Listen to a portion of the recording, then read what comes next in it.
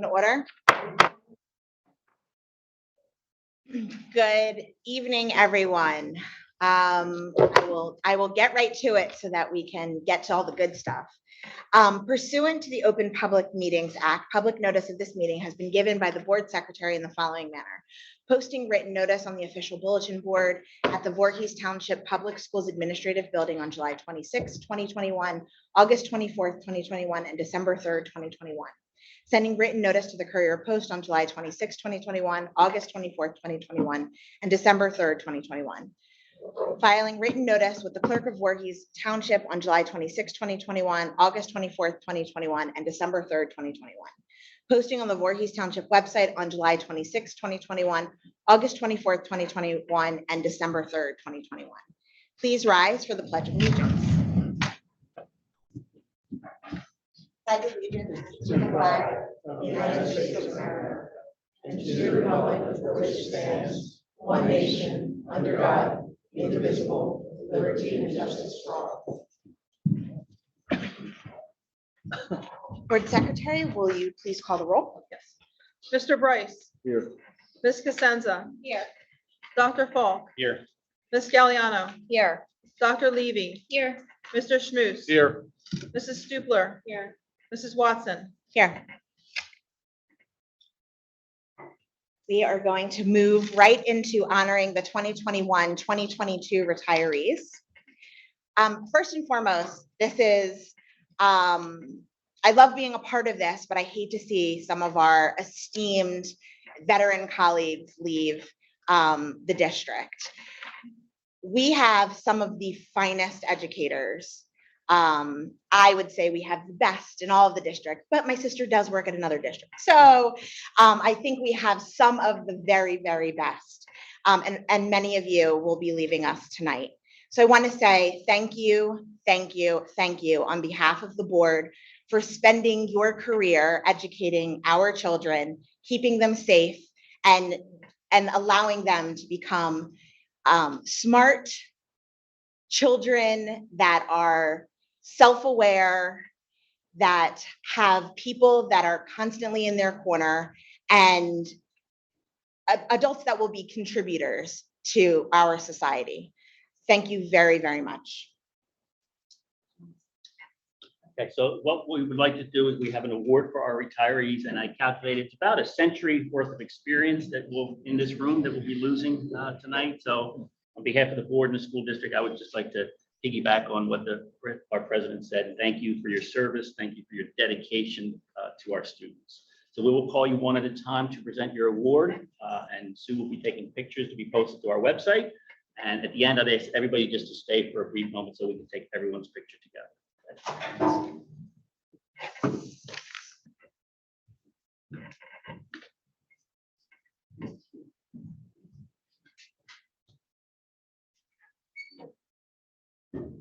Okay, first one, BMS, Voorhees Middle School, Rick Bell.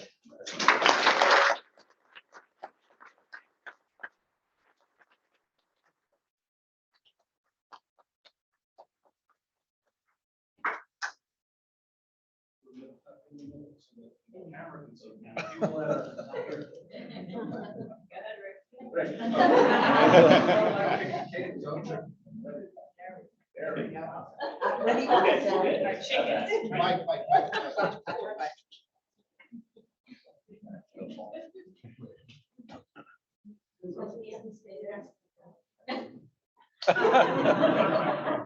It's your punishment. You have Denise Lewis.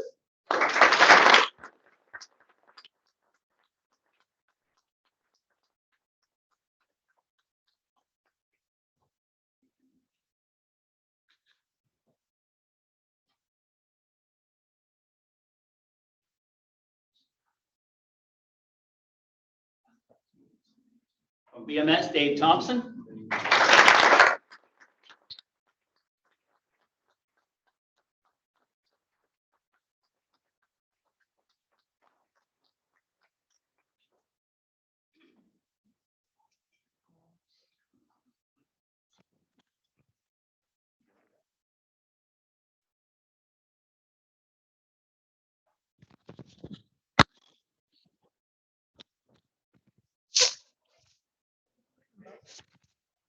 Administration Building, Mr. Guerrero.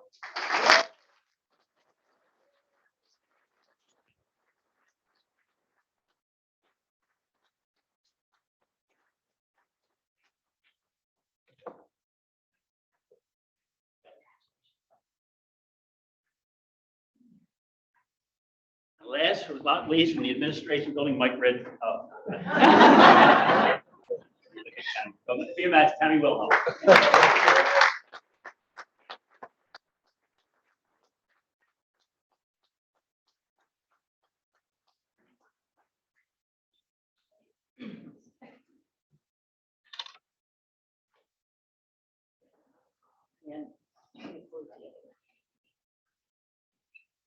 Okay.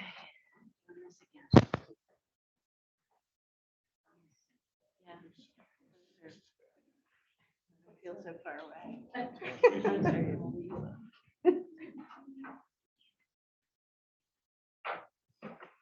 Congratulations.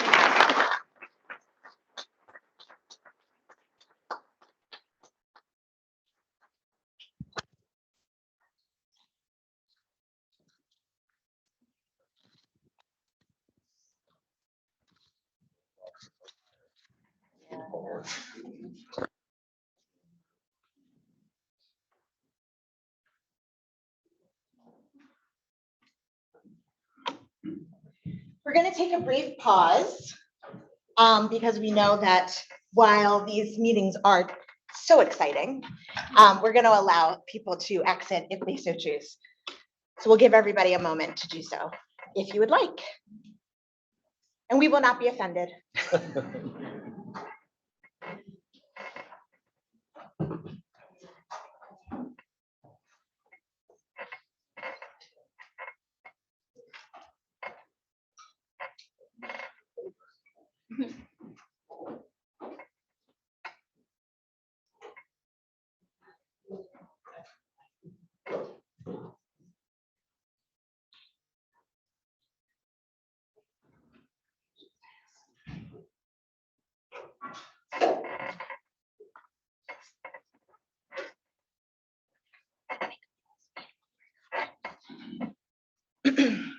I just wanted to say a couple of words, and I think after that moment is probably the most appropriate.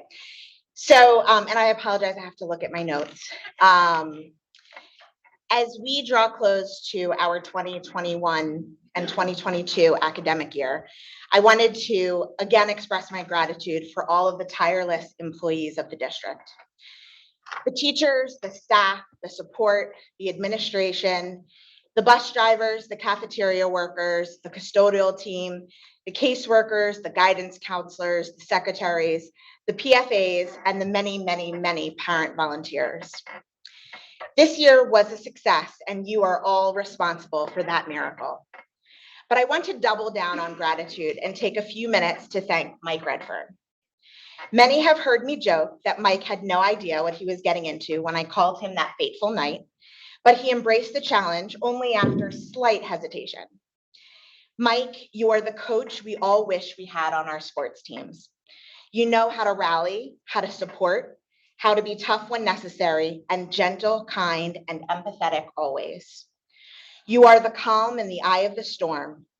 There is no issue you could not handle and no event that you did not attend. All of our kids know you by name. They respect you immensely, but they admire you, which is what I think is remarkable. What you have been able to accomplish in our district is short of brilliance. Our teachers and staff are cohesive, collaborative, and a positive community about education for our children and making a difference in their lives.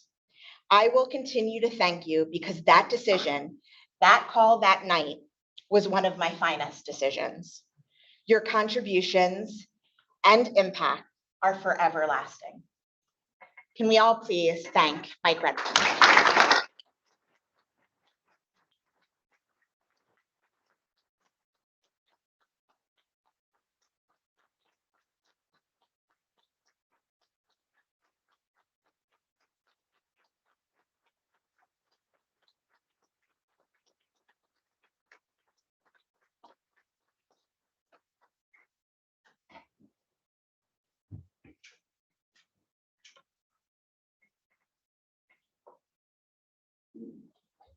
I get a motion to approve the minutes of May 4th, 2022, regular session and executive session?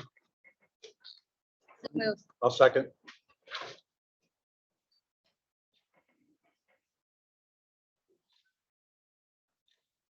Online voting is open.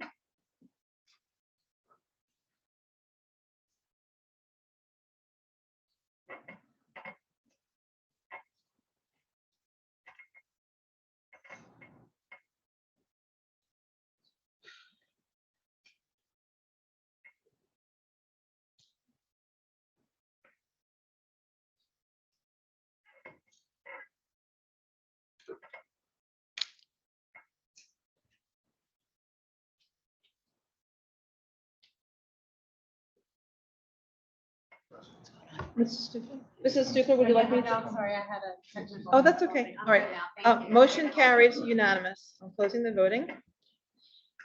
Under information items, you can find the fire drills and safety drills as shown in the attachments, the HIB reports, and the suspension reports. Under communications, we had 3 Oprah requests for since our last meeting. One of them has been canceled and 2 of them have been closed, so we have no outstanding Oprah requests currently.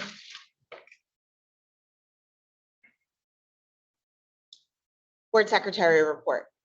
Okay, under the board secretary's report, we have the wellness grant winners. As mentioned before, we get a wellness grant through our school's health insurance fund, and we use that grant for various challenges to promote wellness. There was the walking challenge, which is the Tavi challenge. And based on how far people go with their walking, names are drawn by the insurance company. Excuse me, and they win a dollar amount, or they get, the top winner gets to make a contribution to their favorite charity. So the names are listed here. Russ Winsett, Michelle Goshall, Kimberly Stratton, Marilyn Fitzpatrick, Sandra Scott, Elaine Banch, Rosemary DeBella, Victoria Scott, and the donation was made to Miracle for Molly. We also had Prasada raffle winners for February, March, April, and May. And the names are Dawn Danley, Trish Lancaster, Allison Francolino, and Vicki Hill, Caitlin Greenwood, and Eileen Adams. And in May, it was Vicki Hill and Eileen Adams. So thank you all for participating in this. I think it's a nice, fun competition, and it's also beneficial for each person's well-being. I also wanted to just acknowledge one of the retirees that couldn't make it tonight, Michelle Mortalidi. She's in my business office, and she has been with the district 37 years. So we will definitely miss her, and I just wanted to give her a little shout out. The next item is bid openings, and we just have several bid openings on this agenda under transportation. At this point, I believe all of our routes are taken care of. We awarded some bids in May. We're awarding more now in June. There's a few that we're rejecting because we received no bids for the late runs or the athletic runs, but the transportation companies have told us that it's still too early to pinpoint that. They want to go through all of their routes that they will be driving, and then they will decide what they can do and not do. So we're, at this point, after we reject after 2 bids, we're allowed to negotiate with them. So we're pretty confident that it'll all work out. It's just that we're kind of ahead of the game. So that's all I have. Thank you. Thank you. Superintendent report. Hey, thank you, Madam President. I'd like to thank you for your words. I've been in the district 34 years, and I can't think of a better district to have spent 34 years. I always say to the new teachers coming in, every once in a while, you'll regret becoming a teacher. We all do, but nobody will regret coming to Voorhees. So I'd like to thank everyone. A couple of thank yous I would like to put out. I've gone to the different 5th grade promotions this week, and I've gone to a lot of concerts. And I want to thank the parent groups, the PFAs. They are at every function. They're providing snacks, refreshments, and selling spiritware. So they're often overlooked, but they are an important link in the chain that we call Voorhees Township Public Schools. So I'd just like to acknowledge all the parent group members for their support over the school year. I'd also like to take a moment to thank the people in this administration building. I went to all the schools to thank the teachers, but the administration building, I walked in here 14 months ago, and they all stepped up. Dr. Young, Dr. Allegria, Clark Matthews, Bruce Taylor, Helen, Danielle, the whole business office, they jumped in, they got me up to date on everything that I needed to know so that we could continue to move forward. So I just want to thank them and Michelle Santor. There are no words to describe. We were in lockstep every inch of the way. So I just want to recognize everybody at the administration building for their support of me because I could not have done this alone. So I want to thank them. I'd also like to take a moment. I know there's a lot of information out there on the new health curriculum that was designed in 2020. And one of the rules I always follow is when you're on the internet, don't believe everything you read on the internet. So there has been a lot of discussion and debate at the state level over the 2020 health and sex ed standards that are going to be implemented in September. At this time, the Voorhees Township School District has not updated its curriculum to comply with the revised standards. The New Jersey Department of Education continues to review these standards and will provide further clarification on what age-appropriate guidelines look like for our students. While the state sets the standards or expectation what students should learn, it does not provide curriculum or lesson plans to district. Instead, the state leaves it to the districts to select the instructional materials that reflects the values of our local community. Our teachers and administrators will be taking a common sense approach when creating a curriculum that meets the standards, but also is appropriate in content that will be delivered at an age-appropriate grade level for our students. Parents will have the right to opt their children out of these lessons if they feel the instruction in health, family life, or sex education conflicts with their moral or religious beliefs. If this is the case, students will be assigned alternate lessons to complete. Our curriculum is and always has been student-centered guidepost for our instruction and a way to ensure all standards are met in a reasonable, responsible, and authentic way. We have approved staff members who will work over the summer with our Assistant Superintendent for Curriculum, Dr. Young, to outline and write the curriculum. It will then be shared with our board curriculum committee and then eventually the whole board to be approved, and it will be posted to our website. I'm confident that our district will do an excellent job in interpreting these standards and creating a health program that is both informative, inclusive, and age appropriate. And I will add, I taught health 34 years ago in this district, and 34 years ago, it was just as controversial. And we used a common sense approach back then, and we will use a common sense approach going forward. And finally, I have two middle school teachers. I have Stacy Fulton and Crystal Love from middle school. Earlier in the school year, they did a service project with the middle school students. And like in many projects, it starts off small and it just grows into a project that the students have really embraced. So I asked them to come here today. And again, these are middle school students. They're not an outside agency or firm. They are staff in our building. So they're here to present a little bit about this project that they have created at the middle school. So I will turn it over to Ms. Fulton and Ms. Love.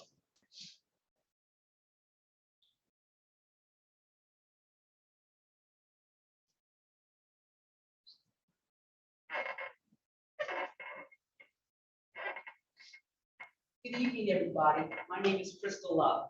As one of the co-advisors of Student Council, along with my partner, Sandy Sherman Grant, we have always wanted to expand the Martin Luther King holiday to have a more meaningful experience for all of our students. Students started out writing thank you letters to doctors and nurses. But as the pandemic approached, we wanted to have the MLK Day be more than just a single day, but a month-long service project to give an impactful learning experience to our students. In extending this day of service, we could utilize creative ways in providing a more concentrated experience in building a sense of community and promoting social harmony. To augment this concept, we partnered with our school librarian, Mrs. Fulton, and we created a MLK choice board, and it was born. We created the service choice board based on activities that would address all of the interests of our students to achieve a full school-wide participation. Mrs. Fulton will now go into some. We really wanted to include organizations and charities that had a connection to the greater Portland community. We supported 2 local food pantries, one at St. Andrew's Church and one at Hope Church. 2 local animal shelters. We supported a charity started by a former student, Jordan Grable, called Love Letters for Literacy. We supported a charity near and dear to my heart, Smiles for Kara, in the memory of Kara Lamanowitz, which provides scholarships and financial support to local Voorhees families. Book Smiles, obviously, as a librarian, something important to me, where a teacher in Lindenwold started a charity to fill book desert. His goal is to put books in homes and schools wherever they don't have books. Valentine Smiles, which spread cheer to local nursing home residents, letters to the police and fire department supporting them, and artwork for the Voorhees Pediatric Facility residents. In addition, the Voorhees Township Education Association made 2 large contributions totaling $1,200 to the food banks at Hope Church and St. Andrews to support local families in need. The VTEA also donated $350 worth of snacks to the Voorhees Pediatric Facility and Virtual Hospital to help boost morale. I'd like to just take a second to talk about, really quickly, one of the letters that is current 7th grade student, Mommy Rastogi, wrote to the police department. Moved them so much, I'm gonna cry. That Detective Hawkins actually reached out to us and said how moved that the police officers were by her words. And at the time, she was only a 6th grader. That letter also, I forwarded to a friend who works in the FBI. So her words traveled all the way to DC to spread the message of support from our students. The other thing that really moved me was Sarah Johnson and I spoke with Erica De Palma, who runs the Hope Church Food Pantry, and we asked her what the greatest need was. And we went shopping at Aldi, and we have the shopping cart pictures to prove. When we showed up with shopping carts full of chicken, she cried because she knew how many people she could help. So this was not just something that the students embraced, it was something that the staff embraced. And Chris is going to tell us what happened next, which is a surprise. A total surprise. To our surprise, last year, we were contacted by the NJEA television series group called Classroom Close-Ups that airs on New Jersey's public TV, PBS. This series highlights positive and innovative stories that are happening in New Jersey's public schools. The NJEA and PBS wanted to highlight the Voorhees Middle School MLK month-long service project. Just to summarize, over the past 2 years, students have wrote nearly 2,000 letters to healthcare professionals, to our local hospital staff. We have collected books, around 600 books. Students have donated 400 food items to our various food banks. Our students have dropped off groceries to Hope Methodist Church and to St. Andrews. Students have donated gently used gym and software equipment, but more importantly, they also went into the dines and they collected $900 for Smiles from Kara, a community-based organization that provides financial assistance to underprivileged and special needs children as they partake in extracurricular activities. Although our project was intended to last for only 1 month, we've had continual opportunities for our students to spread cheer to our local nursing home residents during Father's Day, the holidays, spring, and we've had other opportunities where they've been able to give back to their community. So it's paid dividends over and over. And lastly, needless to say, our staff and administration are truly proud of our students' efforts and achievements. And we wanted to thank the Voorhees community for being such dedicated parents and partners. We are truly stronger together. We'd like to thank Mr. Redford and the Board of Education for the opportunity to share all the amazing things that our students and our school did over the past 2 years. So thank you for this opportunity. Great job. Thank Thank you. you.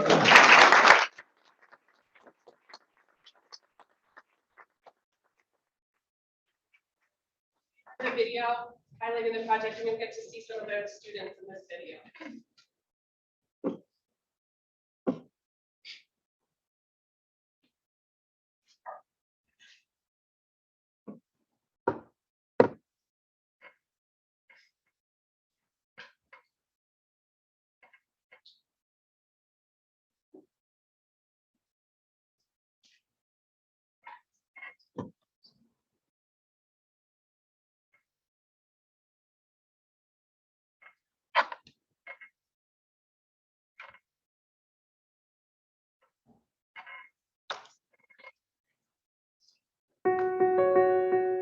For years, we have always had MLK celebrations, but they had only been for a day.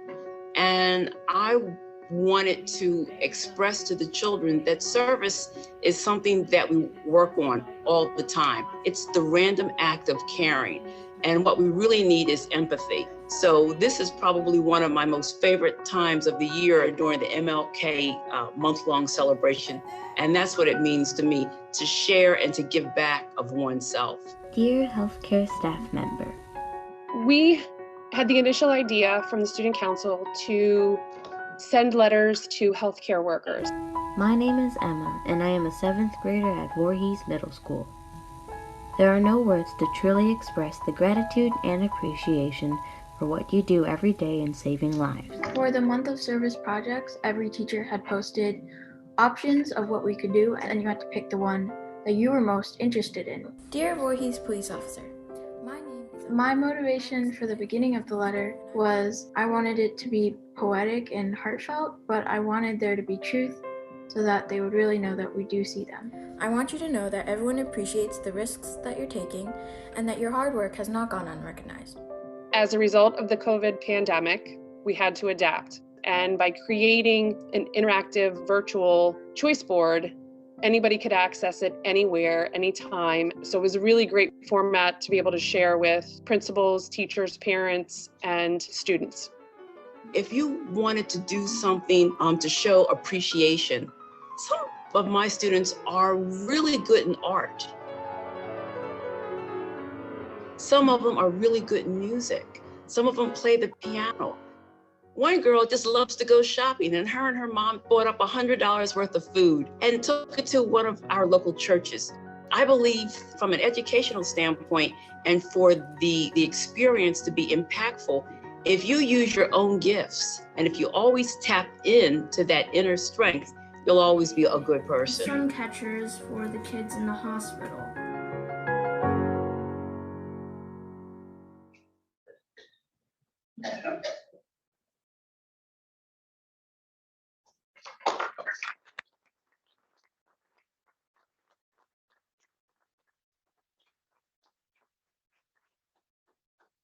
Thank you very much for the presentation, for the video, for sharing all of the wonderful contributions that you both are making to our community. Policy Committee, Ms. Galliano.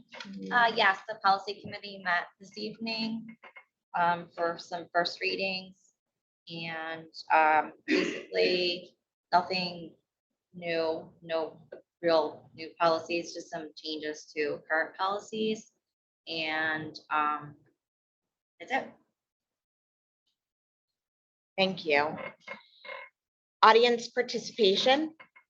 Anyone wishing to address the board, please approach the podium and write your name and address on the login sheet. If you are attending via Zoom, please use the raise your hand feature to be acknowledged. While the board is limited in its ability to respond to the public on matters involving personnel litigation, negotiations, and attorney-client privilege, the board will now hear comments from the public relating to items on the agenda for this board meeting.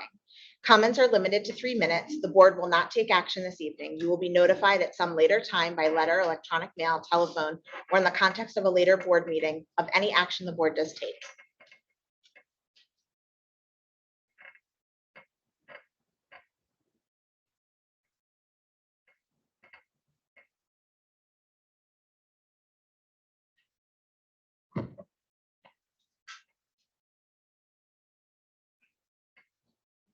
Hello, my name is Marlene Kaplan. I live in Voorhees, and I have a granddaughter in the Voorhees schools.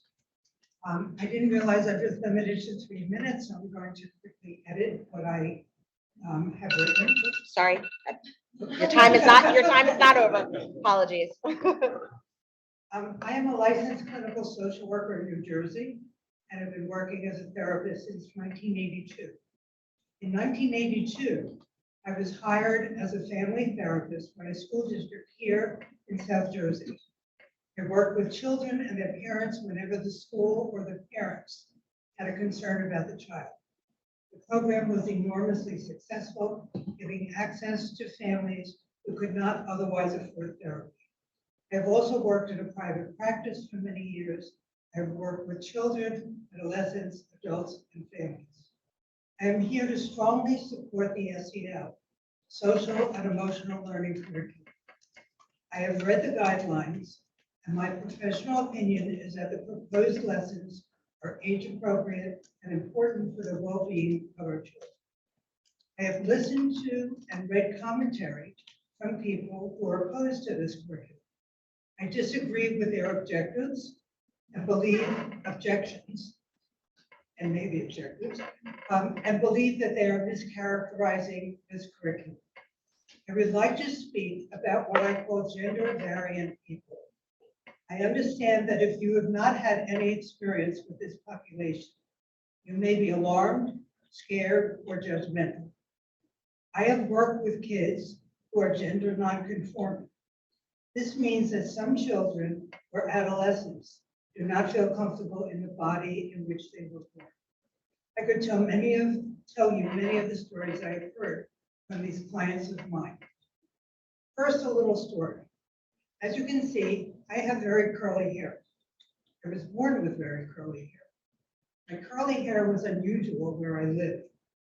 There were no products to use for hair like mine. It was sometimes unruly because of that. So my mother decided that I should fit in with my surroundings and I should have my hair straightened.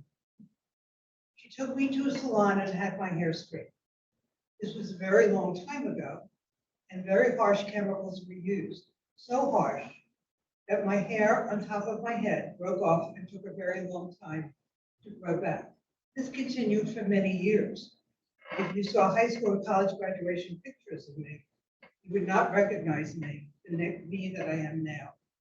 After a number of years, when I had a bigger say in my appearance, I decided that I wanted to return to the me that I was meant to be, a girl with curly hair.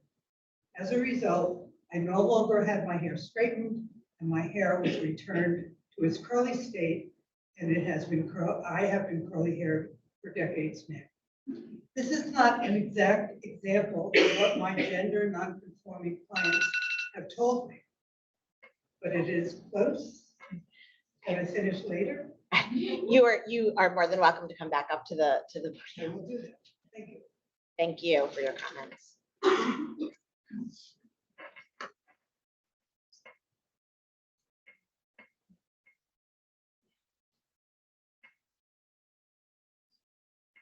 Before I sign in, I just want to make sure that I'm able to speak if it's an agenda item. I heard you address the 2020 standard. Is that an agenda item? No, it really wasn't. It was just a superintendent's comment, but you're welcome to come up again. Okay, I just didn't know. Thank you.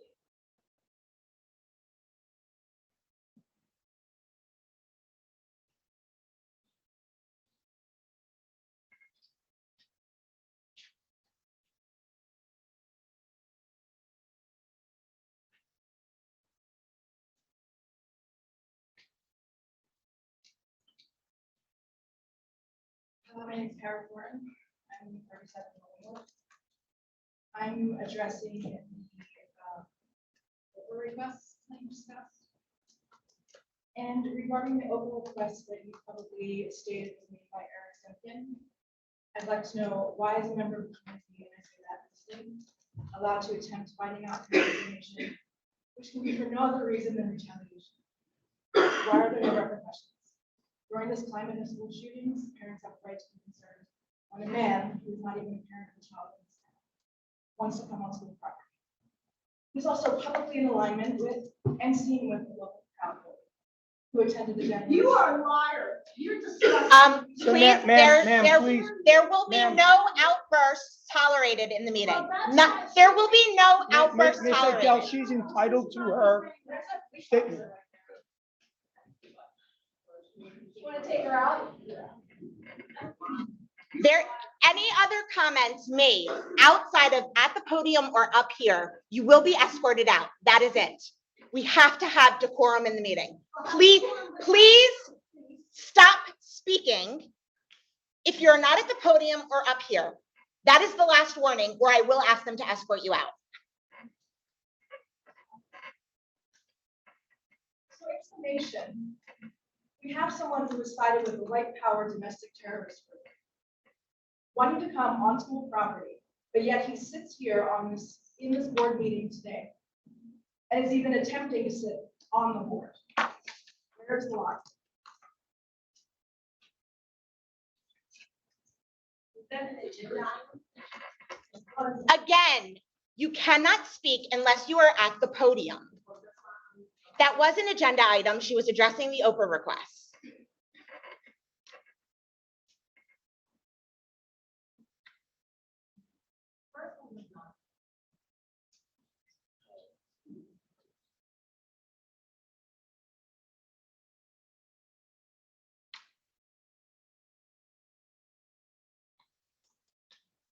So I can respond to her since she's been addressing that over. This is not a back and forth.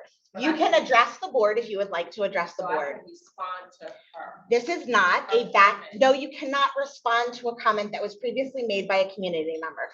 This is your opportunity to address the board on That's agenda right. So I items can- specifically. I can talk about that over. Yes, you are more than welcome to talk about the That Oprah was request. just mentioned to you.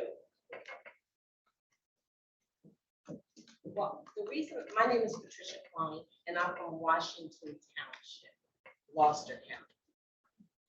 The reason I'm up here is because we're a little concerned with people when they address these items. They have to tell the truth. And if you don't know for a fact that somebody belongs to an organization that could have a tarnish on your name, you should Ms. not. Klein, you are not addressing the Oprah request. If you would like to address the Oprah request. No, you're addressing a comment that was made. I'm not going to reiterate myself. If you cannot address the things that are on the agenda, you cannot speak.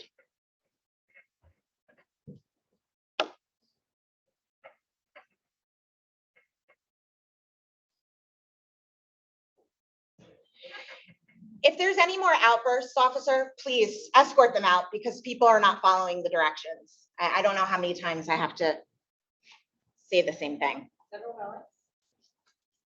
As to the Oprah request, since you have added that to the meeting, if you could please also post the results.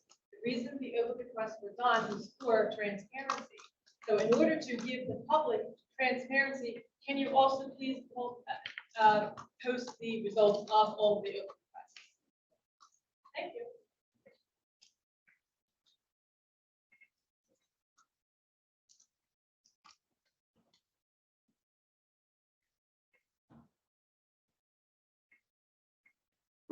Hello, Eric Simpkin, resident of Voorhees. Good to see everybody. Agenda item for the minutes of the May 4th Board of Education meeting. During that meeting, after everyone left, there was an extension for ethics training where the New Jersey School Board Association sent a representative to do ethics training. And when they got to the point of asking about public comments and bringing comments back from people in the community that have aspirations to help the community and schools, Ms. Watson, you actually said we need to listen to people who don't have kids in the district.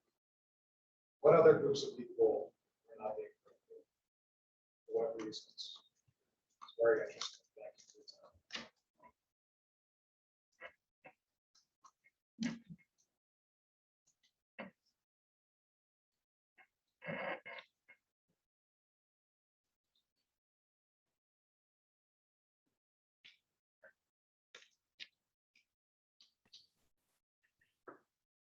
Can you hear me? Yes. Hi, my name is Julie Mandel Sloves. I am a parent in Voorhees. I have lived here for 22 years. And I have 3 children who have all gone through Voorhees Township Public Schools. I wanted to address specifically the sexual education curriculum. I'm speaking out as a parent of a non-binary child. I'm sorry, that's not currently on the agenda, even though Superintendent Redfern did address it. It was in his public statements. It's not an agenda item. I apologize. You are more than welcome to address this at the open section at the end of the meeting. Okay, thank you. Thank you.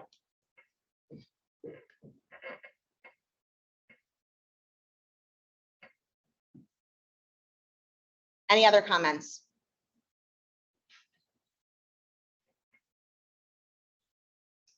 Comments from the board? Comment. I'll take and then grab you. Yes.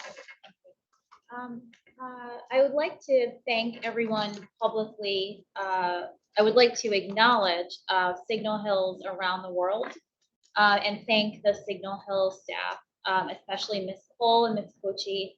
Every year they do such a great job. And this year, like pre-pandemic years, it was a little different during the pandemic, but pre-pandemic years, we were board members invited to go on a tour around the world, and they would send the board members a little ticket to come on board. I can't describe it accurately. And we would come and they would have fifth grade students would tour us around the school with all of the different places that the students learned about. And the students, mostly from memory, would do these wonderful presentations. They were missing during COVID, and it was wonderful to see them back this year. Many of us were able to go to the school and really appreciated the invitation. It was wonderful for the students to be able to see all the work that they did displayed up there. They certainly stumped me as a board member. I can say I was not smarter than a fifth grader that day. History, not my strongest suit. And it was really great to see the kids, getting back into some of the more traditional, wonderful things that we do in the district, and the teachers guiding them through, especially all the artwork and the places that we visited. So I just wanted to acknowledge the work that everyone has been doing, and thank you so much for the invitation for the board members to join. I have a brief comment. I'd like to thank Ms. Love and Ms. Fulton for the community service project. I've seen nurses open up letters from students, and it really changes their day. This is, it's a healthcare workforce that's been through, the ringer over the last couple of years, and especially our nurses have been suffering from a tremendous amount of burnout. But getting a letter of appreciation from a student is something that can really change their day, brighten their spirits, and make a difference in the work that they do. So thank you sincerely for doing this, taking this on, and for guiding the students into becoming great people for the future. I would like to take a second to thank all of our principals and administrators and parent faculty organizations who hosted Dr. Hackett's meet and greet evenings. We did 5 of those, very well attended. Each one had about anywhere from 50 to 75 people. Great presentation that she has done for everyone, and a lot of good questions. I want to thank you for being the warm and wonderful host that we know you are. Thank you. Yeah. I'd like to also second what Scott said and thank Ms. Love and Ms. Bolton as well. Did an amazing job, and it does mean a lot to these kids. You are teaching them such a valuable lesson. I also wanted to thank, I know Mr. Redfern already did this. I wanted to thank our PFA groups. They do so much work. It was a lot of work for them during COVID and during the shutdown too, just to try to keep the morale up and try to do whatever fundraising they could to get their fifth grade days completed to get to this point. So I'm very happy for the kids. I'm proud of the parents that contributed to that, to pull that off, because this year they did have a little bit of normalcy with their fifth day graduation. I don't know, we don't really call them graduations, but I'm always proud of the PLA. And I just wanted to say, try not to get emotional, but I know there's a lot going on in here, but not everybody gets the opportunity to go into the schools. So maybe you have a full-time job that prevents you from going there, or maybe you don't have a child in the school district. But I can assure you, pre-COVID, pre all of arguing and sides and whether it be political, medical, COVID related, that our schools are such a loving, joyous place to be. They really are. I have spent sorry, I wear everything in my heart, so get very emotional. I've spent many years, many hours involved with the other PFAs and in the school and in school district. And when you're not in a board meeting and you're there, I promise you, there is so much love behind everything that the staff puts in, the parents put in, and these kids are happy and they are loved. And I also assure you, and nobody ever thanks them, and I hope it's not too pretentious, but I want to thank my board members because I've only been on the board for about a year and a half, and I became a board member in the heat of all of this, in the heat of all the arguing and the sides, and they have made it comfortable for me. They have welcomed me with open arms. It has not been easy. They really do try to work together. They are trying their best. There's not one person sitting at this table that would ever vote on something or do something to hurt a child. So I assure you, when the time comes and after Mr. Redfern finds out exactly what the state is, what guidelines are put in place, that this board will make sure that we are making the best decision as much as we can for everyone. So please, I encourage you to not argue it. If you can, don't point fingers. We love when people come to the podium and they give us their input. There have been many meetings that I go home and I say, geez, God, and that woman got up to the podium and she said X, Y, Z. That really resonated with me and that made me think in a different way. So we really do appreciate it. I appreciate it, but I please encourage you to remember that we're here for the kids. These people at this table were reminded in ethics training that you were voted in to be the voice of the children. So every single person at this table is a loving person. So I do believe in this. So if you can just please move forward, not fight with each other, don't fight with each other on the internet, social media. Just let's all try to do our best job for the kids. Sorry, thank you. Any other board comments? Ms. Watson. Ladies first. Ladies first. Okay. I wanted to echo what Dr. Levy said. I had the opportunity to join her and Dr. Falk on Friday to tour Signal Hill around the world, and they did a great job. And I was very impressed by everything that they did, and I was happy they were back to regular scheduled programming. I wanted to thank all the teachers. I have my second child graduating 8th grade next week, so thank you to everyone who helped me. 2 out of 3 of my kids, here they are. One more to go. But it's been a wonderful, amazing experience, and every person in the school district has contributed. My oldest is graduating high school, which is crazy to me, but I'm so thankful for everybody that contributed to their education and making them the young men that they are. And thank you, Mrs. Wilhelm. You had a rough last year, but thank you for everything. Did a great job in spite of all the challenges of the past year. I know a lot of the teachers have had a very challenging year, so they really have the work cut out for them. We're going to really enjoy their summer break. So thank you to everybody. And thank you, Mr. White. Thank you. I'd like to just say thank you to all the teachers. You guys have done a great job, kind of persevering throughout this whole year. It's been a kind of adjustment year, but you guys still have persevered. I'd like to give a special acknowledgement to Principal Mr. Bob, so nervous, but Bob Hamner and Miss Stacy Morris for welcoming me into their school and their staff. And I hope you guys enjoy those wonderful treats I got you guys. I'd like to give a special shout out to Miss Love. And hey, Miss Love, she's an awesome teacher that worked with my son. He was in 8th grade, and then Miss Fulton, and just that wonderful display of service learning, service project. Teachers appreciation is 1 week, and we need to figure out how we can give a day of service to you guys for more than just a week. So that's something that I'll definitely ponder about. Just overall, thank you in general for all that you do.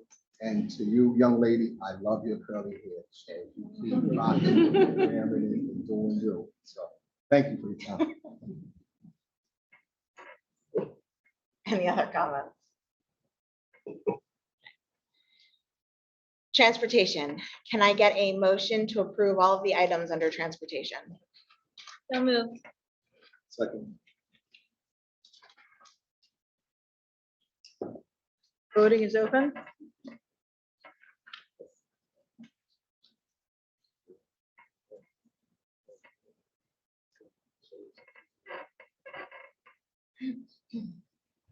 The motion unanimously passes. Closing voting.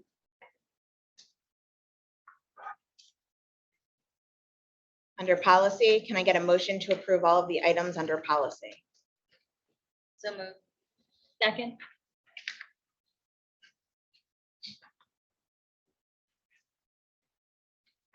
Online voting is open.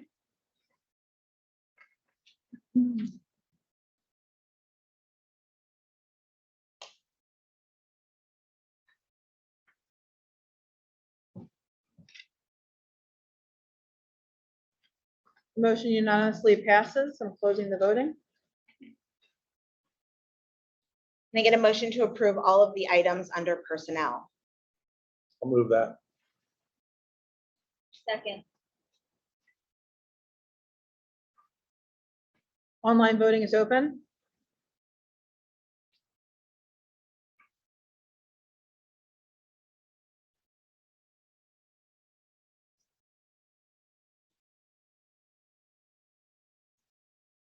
The motion passes unanimously. I'm closing the voting. We have no items under deferred action. Under new business. I apologize. Oh, I'm going to throw a wrench in here. A board member has requested that we reopen the vote on the vacant board seat. In order for us to do that, we need to rescind the original vote that took place. At this point, I don't remember how many meetings ago, 2 meetings ago, where both candidates received 4 votes. I am going to ask for a motion to rescind. I'll make that motion. I'll second.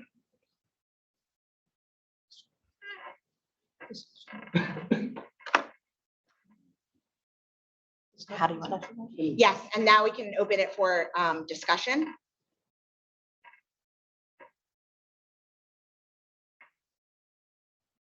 So with this motion that has been rescinded, that gives us the opportunity to vote or revote, fill Revote. that spot with the Correct. 2 candidates that we were the finalists. Correct. The same two, we're just going to revote on the 2 candidates To fill that. to fill the vacancy. The vacant seat, that is just until the end of this year. There's no speaking in the audience. Ma'am, there is no more public comment. There's another section for public comment at the end of the meeting. If the 2 of you, 3 of you continue, I'm going to ask the officer to escort you out. Just show some decorum and respect. Any other comments or questions from board members? Okay, having heard none, I'm going to, then we'll open up for the vote, correct? Can you read what the motion is? Just let me know exactly what the motion is. Rescinding.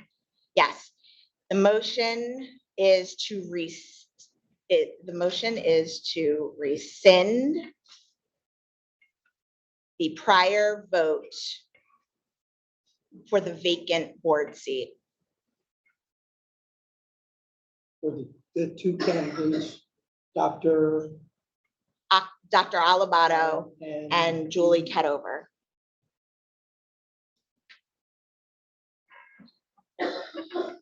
Mr. Bryce? Oh, I apologize.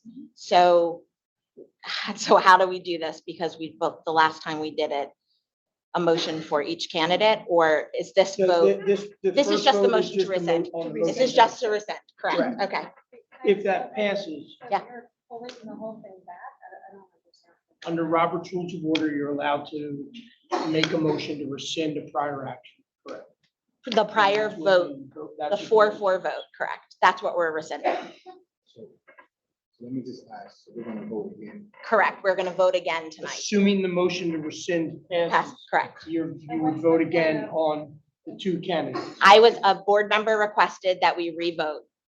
And because the county superintendent would prefer that the district made the decision, we are making a motion to rescind to revote. It could be the same result. I don't know. I thought in our last discussion, we decided that we would do it for the next election.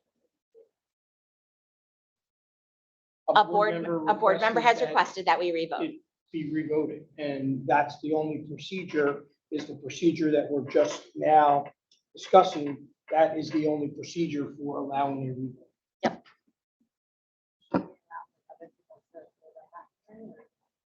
I'm sorry? Can we like open it up to other people to throw their hat in the ring? No, that's not how it works. But because the last vote was only two people. That's the vote you are moving to rescind, or somebody moved to rescind. So that's the only vote that would be revoted. Yeah. We're not opening up the election. What would we have to do to reopen it? To open the election to get like new people again? What's on the table right now is the motion to rescind the vote. There will be an election in November where they'll all be able to run for the vacant seats. Excuse me, would that be online voting or? It's a voice vote. No, I think it's going to be a voice because it's not on. It's not on the Correct. agenda.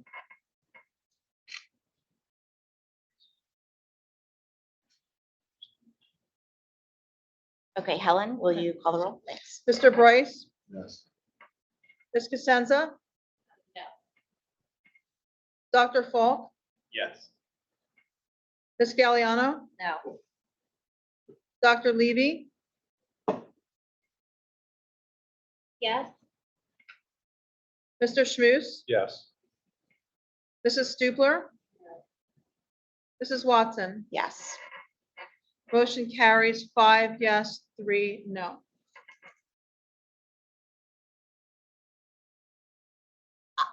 I'll make a motion. So now we go to. Now you would go to a motion for one or both of the candidates. So how should we do it? Same way you did it before, motion, open the floor for a motion. Okay, for I one open of the, candidates. correct. I open the floor for nominations for the candidates. I nominate Dr. Ella.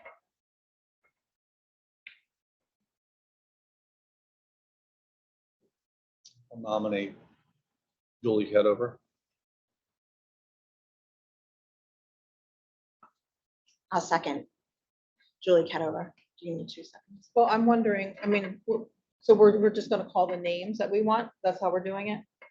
Is that how we're doing it? Well, there's a motion without a second for Dr. Alabata. I hope I Alabata. butchered his name, Alabata. Alabata. I'll And- second. Can I be second? I didn't know. Yeah, we Sure, don't so know. keep There's a- it there's a going. motion. Sorry, we Okay, didn't so- know what So was you just happening. do them in the same order that they So were. do, motioned. Right, so so Dr. do Dr. Alabata. Right. Do Dr. Alavato first. Okay, so Dr. and then, okay, so we vote on Dr. Alabata. Yep. Okay. This is a vote for Dr. Alabata. Mr. Bryce, No. Ms. Cosenza, Yeah. Dr. Falk. No. Ms. Galliano, I'm sorry, I was talking. You vote for Dr. Alavato. Yes. Dr. Levy, No. Mr. Schmuse, No. Mrs. Stupler. Yeah.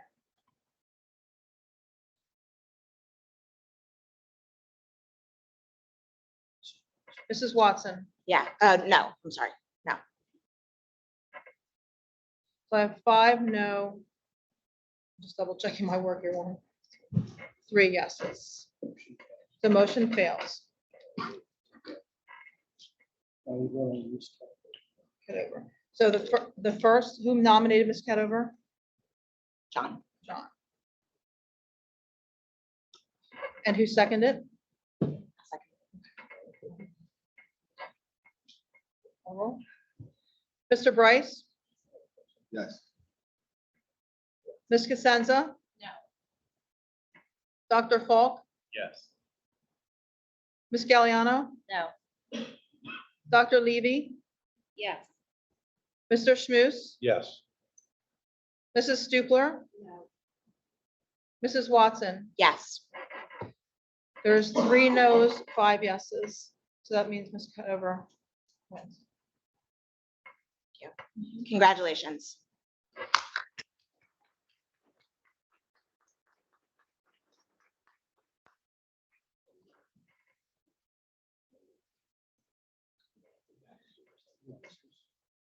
Back to, okay, yes. Yes, but he said to do it at the last item. Mhm.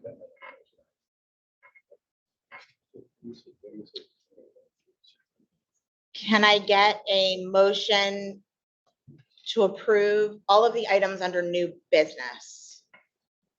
So moved. I'll second.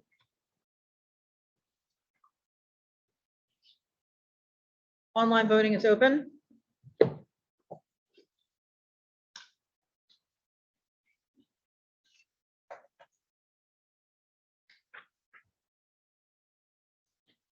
Unanimously passes. Closing voting.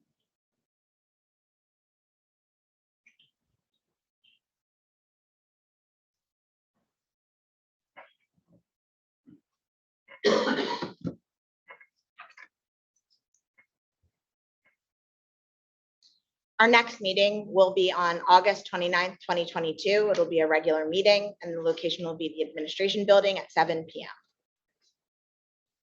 Audience participation. Anyone wishing to address the board, please approach the podium and write your name and address on the login sheet. If you are attending via Zoom, please use the raise your hand feature to be acknowledged. While the board is limited in its ability to respond to the public on matters involving personnel, litigation, negotiation, attorney-client privilege, the board will now hear comments from the public. Comments are limited to 3 minutes. The board will not take action this evening. You will be notified at some later time by letter, electronic mail, telephone, or in the context of a later board meeting of any action the board does take.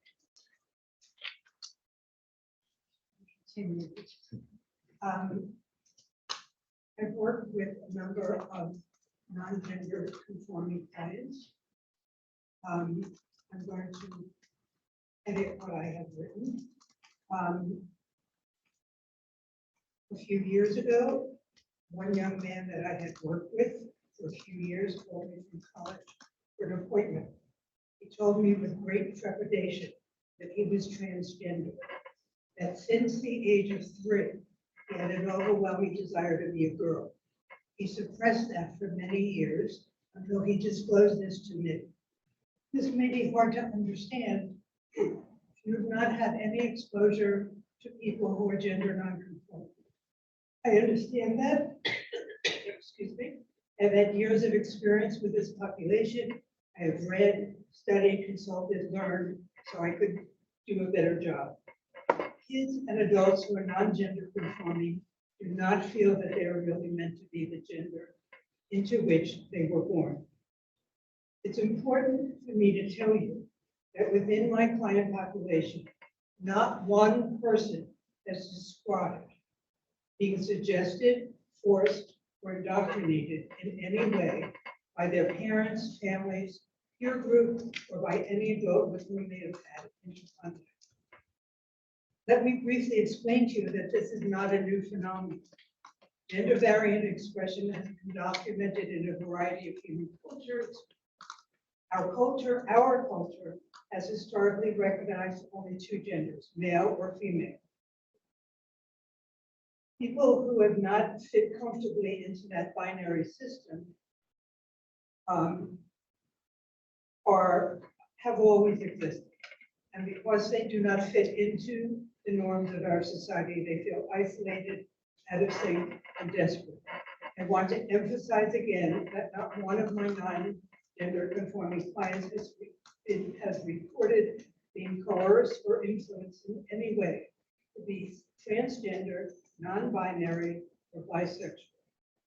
I firmly believe that we owe this population understanding, empathy, acceptance, and support. Without someone in their lives to offer this, These people live lives of quiet desperation, and that is putting it mildly. The guidelines that I have read for the social and emotional curriculum, and I believe that's the name of it, SEL, social and emotional, in no way tries to convince children to become gender nonconforming.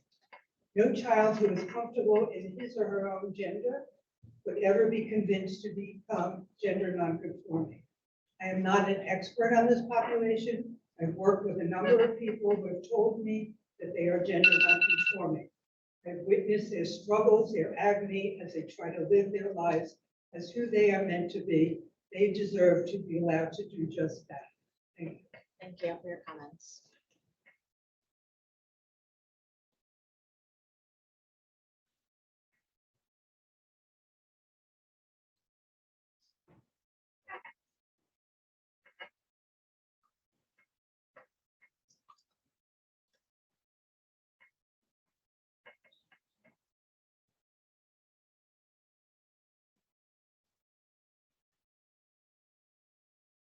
Patricia Klein, Washington Township, Washington County.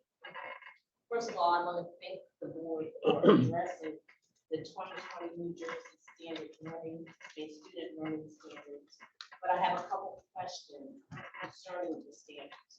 Well, before I even ask the question, let me just state some of the things that are taking place in the standard.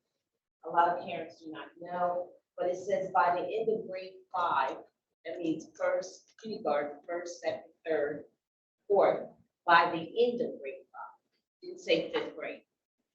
The students will be learning, we have children. The students will be learning about common human sexual development and the roles of hormones, romantic and sexual feelings, masturbation. This is what the letter says, and it was sent to your department, your chief's school administrator on April 14, 2022, and it should have been distributed to parents. My first question is, how many parents actually received this letter? Number 2, it says, by the end of grade 8, not 8th grade, by the end of grade 8, the student should perform its expectation. Define vaginal, oral, and anal sex. Oh, I'm sorry, that's why I looked around. No, I know, I'm like, I don't think she saw it. Oh, I'm sorry, he's around, I'm he's sorry, sorry. Oh, that's right, thank you, excuse me, I'm sorry. He does not mind. Okay, but I want to show respect. Sorry, I asked that question. Also, it states in this letter that was sent to everyone, it should have gone to parents. It states that they do have the right to opt out, parents. But my question to you is, how will they know the lesson plan? Are you going to make it publicly known, the lesson plan, when they will be teaching this information so that the parents can opt out? And how far in advance will they know that this discussion will take place? The next question I have for you, in this letter that was sent to everyone, and the parents should have received it, it says the family and community engagement. The New Jersey Department of Education strongly encourages the Board of Education to allow the parents to participate in the curriculum, development of the curriculum and the instructional material. My question to you would be, have you developed a parent group already? And if not, when will you be developing that? Because the parents should be involved in this. Now, the reason I say this is because I do live in Washington Township in Gloucester County. So my time was taken up. Do I get a couple minutes, and 2 seconds? Sure, because there was some discussion, I'll give you an additional minute. Thank you, I appreciate that. The parents are involved in Washington Township, Gloucester County, in developing the curriculum and the instructional material that will be used. Also in Monroe Township in Gloucester County, they're doing the same thing. And in Deptford Township, they're doing the same thing. So I'm asking Voorhees to do the same thing and allow parents to be involved in the development of the curriculum and the instructional material. I also want to address, when I came up, is defamation of character. We, according to what I know, and the solicitor probably can verify, is that we are not supposed to come up here and bash any other publicly, and that was done. And I'm shocked that the Board of Education allows that to be done, because that is not to take place in this meeting, and you did allow someone to be bashed. If I was that person, I would be contacting an attorney for defamation of character. The solicitor, I have a question for you. The last time, a couple times ago, I asked you if I could come up and talk again. The second time, you said no. That was falsely information, incorrect, and I have not received an apology from you because you did not allow me to come up and speak again. So I would like to receive, because you were wrong in your information. Thank you.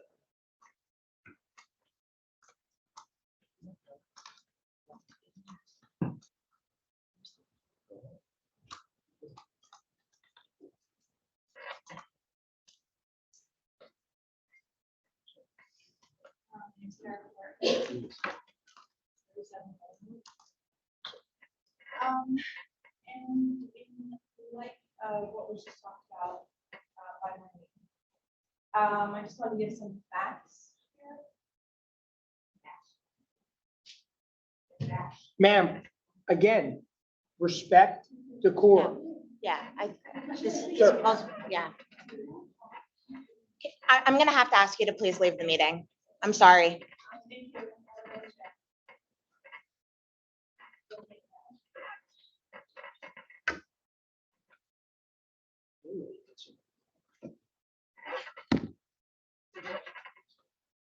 How about you start over?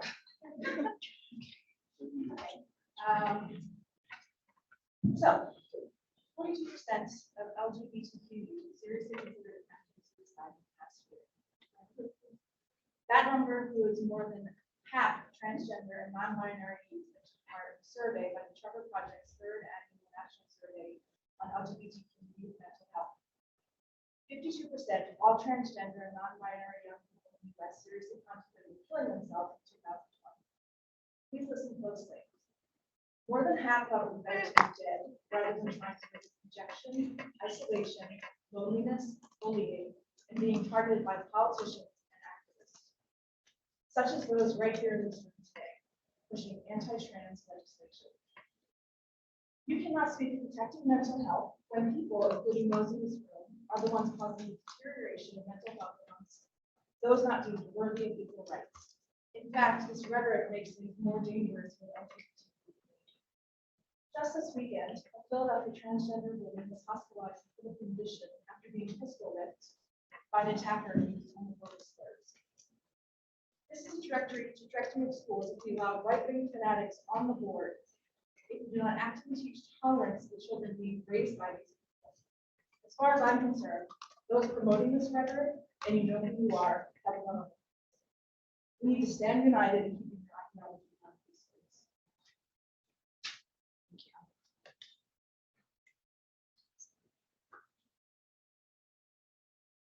Good evening. Good evening.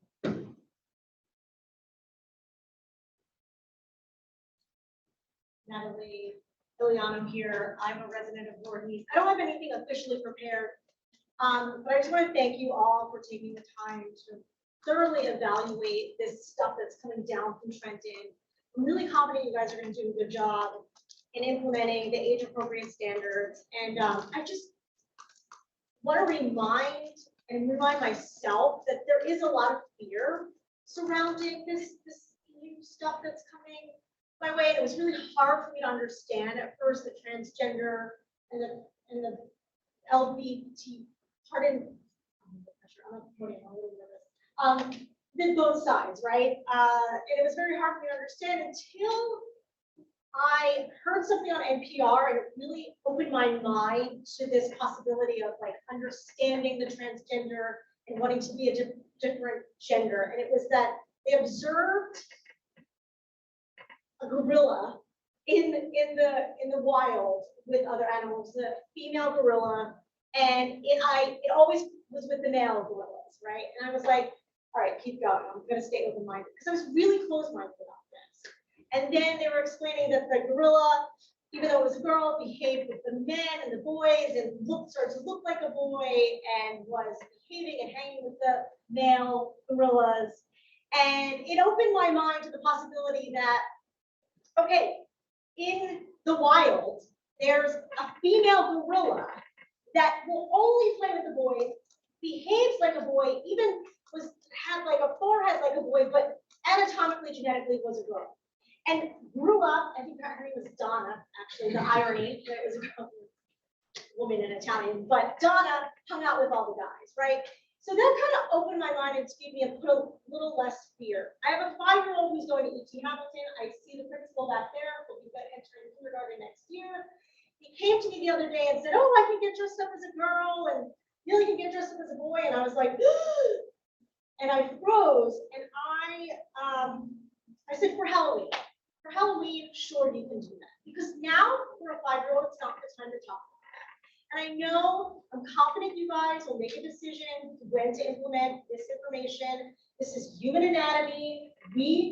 Look, if you're gonna sit there and act like you've never masturbated, really? I mean, come on. Like, this is not an evil word, okay? This is not, let's just all get real, okay?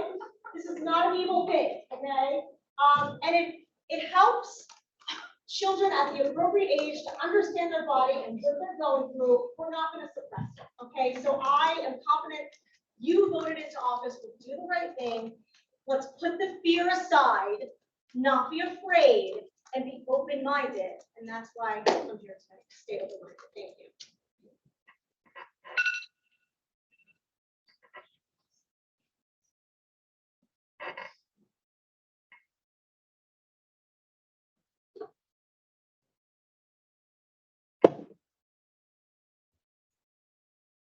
Thank you.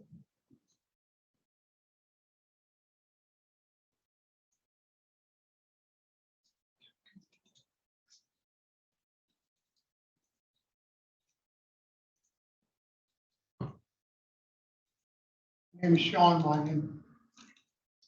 I'm a relatively new resident of Voorhees Township. One of the reasons my wife and I came to Voorhees, we have a now 5-year-old who's also when we started E.T. Hamilton, started the new school year. But I just, in regards to the curriculum that was talked about, that's part of the reason we moved to Voorhees, because I trust that it's an awesome school district. And I believe what the gentleman on the panel said about, your being, like common sense will be used like it was 30 some years ago to today. But what I really wanted to say, just on a personal note, as far as what's been talked about with gender and gay and lesbian issues that have been brought up tonight.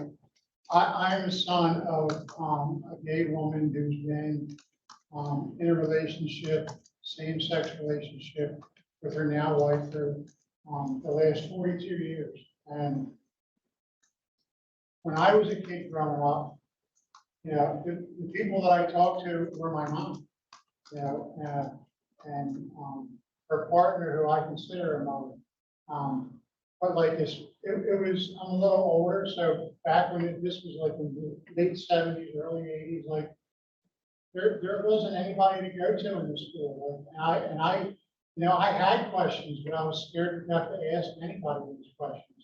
So, as a result, I bottled that stuff and it created drama in my life later on. And it taught me some some character defects that were not common, and how to hide things and how to,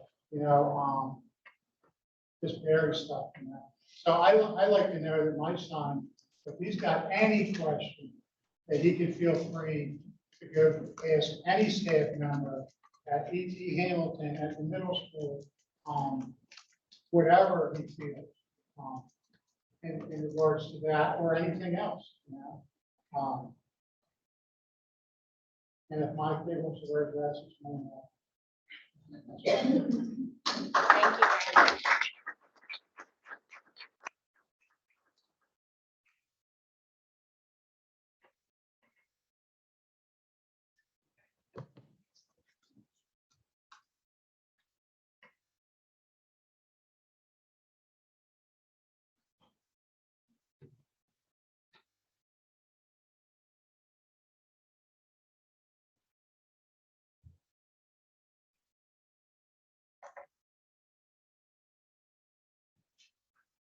Mr. Stratford, you actually kind of addressed my issue already, so I kind of don't really need to say too much about that. You kind of put my mind at ease. But getting back to what another person had mentioned about the 2020 New Jersey Minimum Standards. The acting commissioner in Delaware did send out a memo to everyone that said that this should have gone out to all parents. However, I did not receive it. I received it from somewhere else. But in any case, it talks about, parents being involved in the curriculum. You mentioned earlier about, staff and Dr. Young, I met with Dr. Young already to discuss about the curriculum and so on. But I just want to make sure that you mentioned before and asking for a parent committee to be developed so that we can also be involved. Because she did state in here, it says routed to parents, teachers, and parents, but I didn't get it from you guys. I did get it from someone else. And she did recommend that parents be involved in the development of the curriculum. So I just would like to know when that parent committee will be developed so that parents can be involved in that process. I too am a member of the LGBT community. I'm bisexual. I do not feel it's important for me to discuss my issues with other people in any place business. It's not a place where I feel that this should be discussed in the school. Our kids, my children, are here to learn about math, science, English, and to ensure that they are learning to develop in a way that they can think for themselves and to be successful members of the community. That is the purpose of school. We come here with our own values, our own cultural beliefs, our own religious beliefs, and I want to know that my beliefs are going to be valued and respected, just like everyone else in this room. We all want our values and morals to be respected, and that's all I ask of anyone. And I too am a licensed social worker, and I have dealt with people with gender identity issues as well. They do deserve compassion and understanding. That is not what anybody is against here in this community.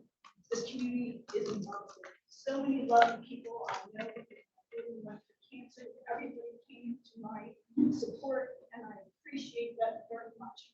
I just ask that my values, my morals be respected, that our children thrive in this community, be respected, everyone, regardless of gender, race, regardless of that.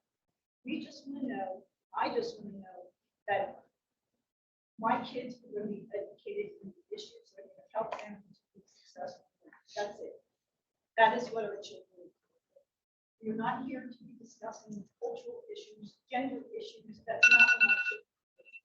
I hope that that will be mentioned and discussed, and that parents will be involved as per Dr. Voorhees' memo that she sent out. Thank you. Your phone. Thank you.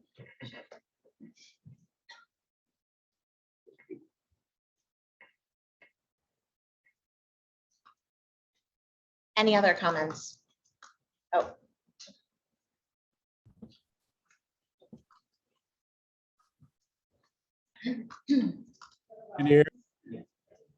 I'm sorry, one second, after Ms. Swellings, then we'll go to the computer.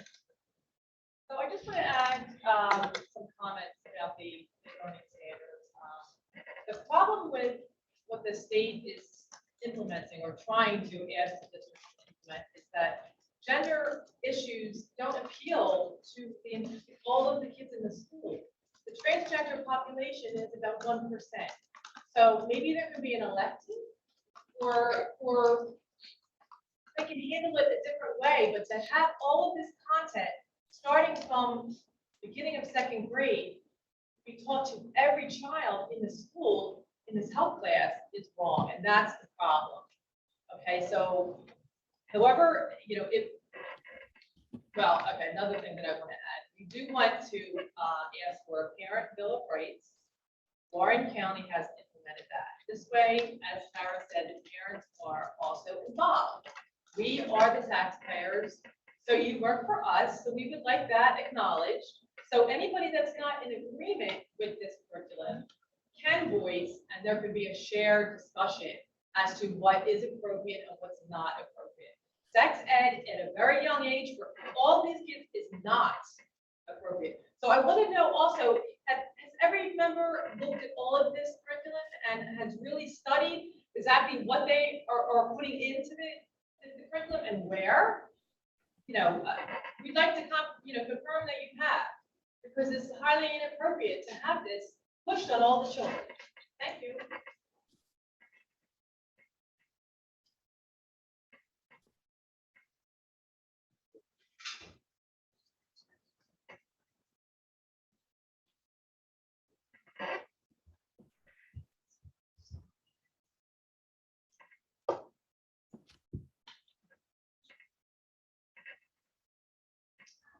Partly. I just wanted to say that if there's a disagreement in the curriculum, it has always been, as to my understanding, the option to opt out. If you didn't like something with sex ed, when I was growing up, that was the option. My parents growing up, that was the option. And as far as I'm aware, and I have read through the new standards, there's nothing that's groundbreaking or wildly inappropriate. You're not teaching your children proper names for their body parts. You're actually setting them up for being a victim of pedophiles and being molested. So I'm not really sure where all this misinformation that these people are coming up with is coming from, but it definitely seems like a scare tactic for the community. As far as the community parent bill of rights, I can probably say that there's very few of us. Excuse me? I'm sorry, what was that?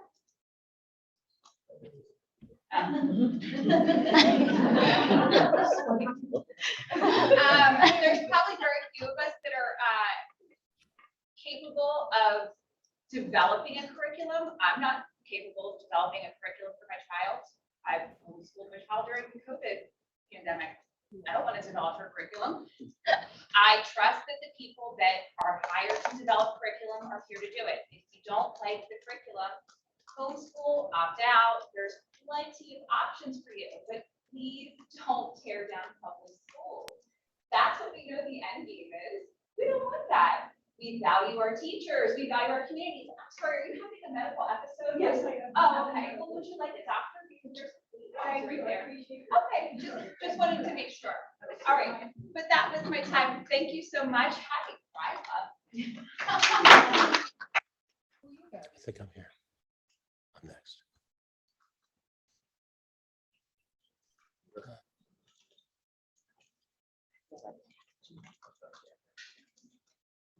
Not yet. Here. Hi, I'm Megan Gallagher. I just wanted to put the address of the social worker in the room. I'm an LCSW as well, and I just wanted to say that, you know, most of us are out there advocating for marginalized populations with our Board of access to you. Unfortunately, some of us are out there advocating for our religious and moral beliefs over those marginalized populations. So I just wanted to say that most licensed social workers support the diversity education, the social emotional learning, and the sex ed. It's important to keep it safe and important. We have a Maslow's hierarchy of needs. So we need to meet their physical safety, their emotional safety before for any learning to take place or any retention to take place. So it's very important that all our kids feel safe enough to come to school and learn. Thank you.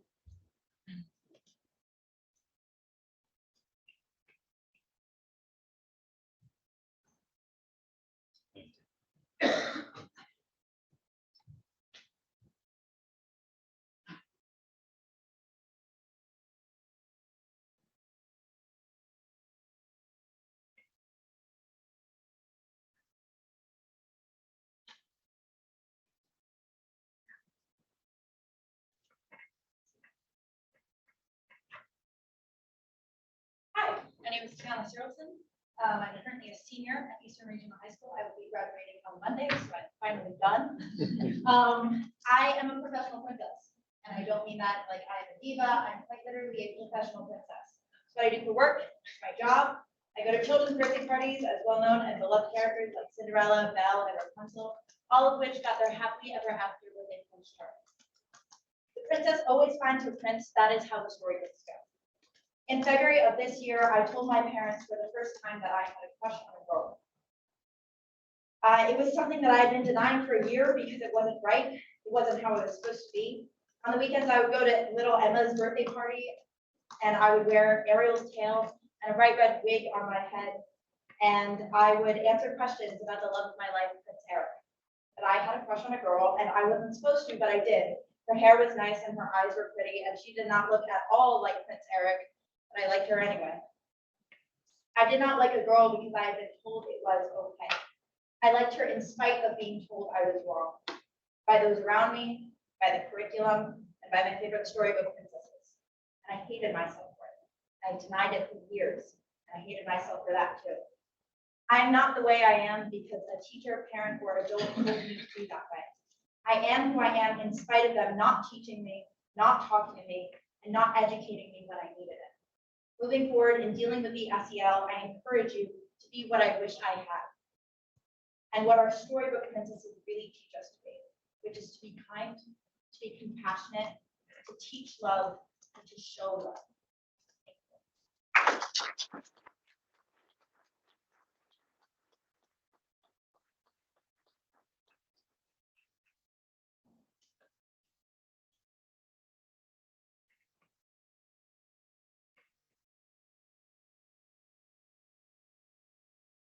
Hi, good evening. I was not planning on speaking tonight at all. I'm here for my mother, Tammy Wilhelm, who is being honored tonight. I'm not only a alumni of Voorhees. I went to Hamilton, Voorhees Middle, Eastern. I've also been an American history teacher for the last 18 years at a local high school. If you need any help on your parent, faculty, curriculum panel that you are going to assemble in the coming months, I'm sure, for this upcoming curriculum change, I would be happy to help. My degree is in psychology. I would be happy to help in any way that I can. My daughter just graduated from Crescent, and she's embarking on middle school. She had a fabulous time, and I want to thank all of you for volunteering your time. I know you are not paid for your positions, so I understand that you are working for the taxpayers, but you are not paid. So I appreciate for all of your hard work and your dedication to our kids. Thank you.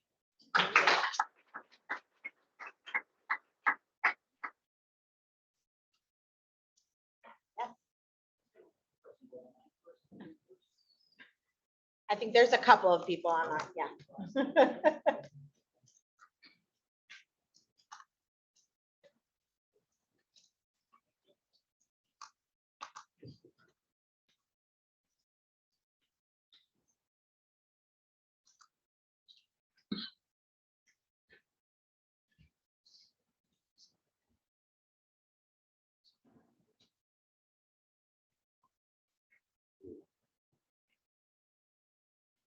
I had a couple notes I wrote down for tonight. First one, thank you all for being here. Like all of our clients, to see everything. I think it's probably going to be more than exception.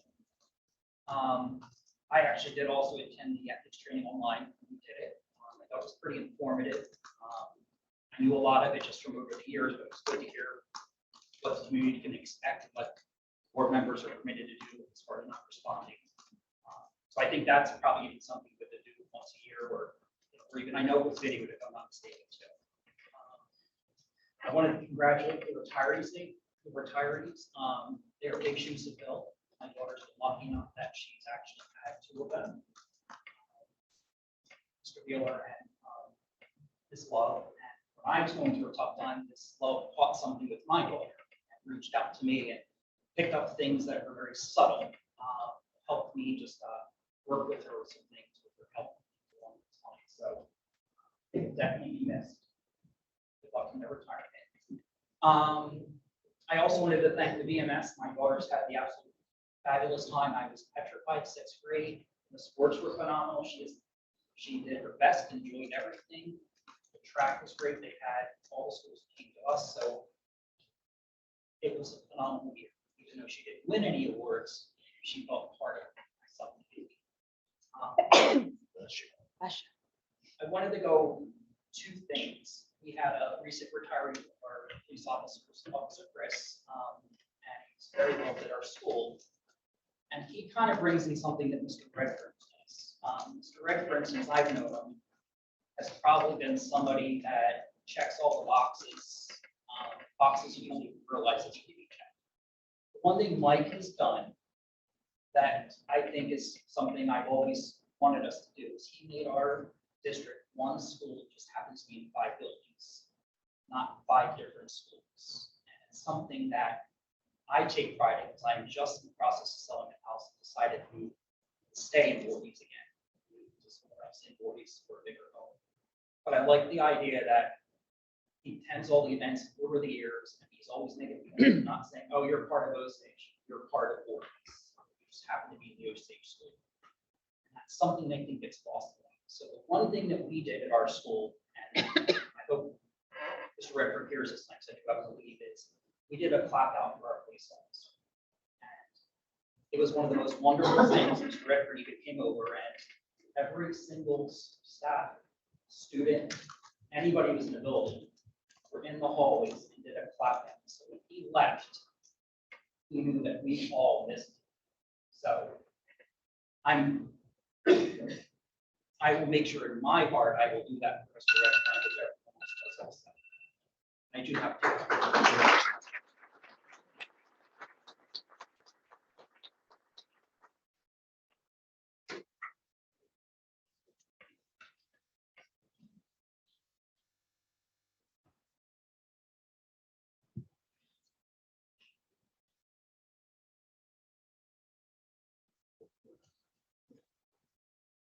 Diana Brown, I first want to thank you all. You're all amazing. Appreciate everything you guys do for our kids. I want to thank our principal at E.T. Hamilton, phenomenal. We've had great experience being in this district. I just want to touch on one thing. You talked, it was discussed the 1% or less objective. I think it's that we're learning what these sex ed programs discuss. It's not about the percent of kids. It's about making whatever that kid is, a dress, a skirt, whatever. It's not gender. It's more you are what you are. We are all just people existing with kindness and love. I hope our kids get that. I think they can always who that is. That's it. Thank you all. Thank you.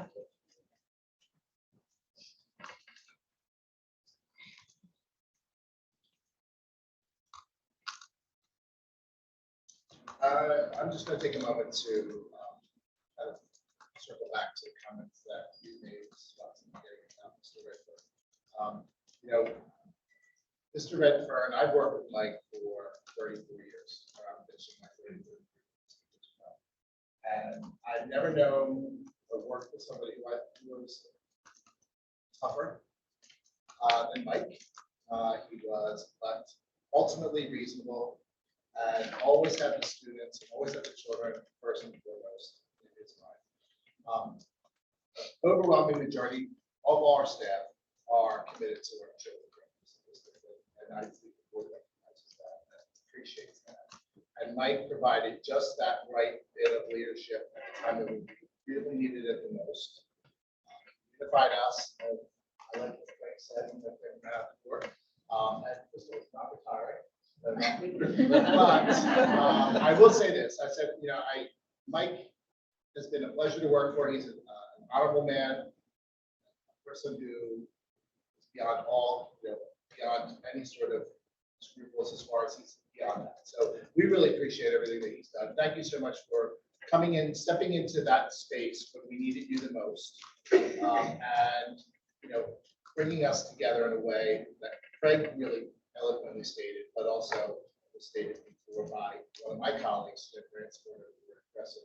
She said, you know, we are strong, we are growing, we are together, and this district is an amazing place. I've devoted my life to serving children's district. Mike has devoted his life to serving children. Danny and retirees have also done that. You have an amazing group of people, and again, I look forward to working with you in the future. No, we don't know how much longer, but we'll see. But thank you, Mike, and thank you, George.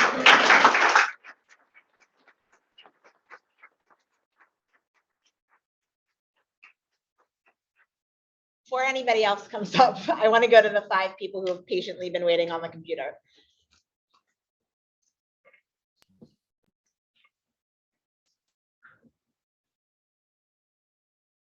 Go ahead. Can you hear me? Yes. Hi, my name is Lou Horvitz, and I'm a resident of Voorhees. I wish I could be there, but sadly, I'm recovering from surgery. I'll make this brief. The Voorhees citizens have had enough of some of our Board of Ed's bullying of parents and citizens. Some of their intolerance of those who disagree with them show us their true colors. Some are authoritarian bullies who are only tolerant of like-minded America haters.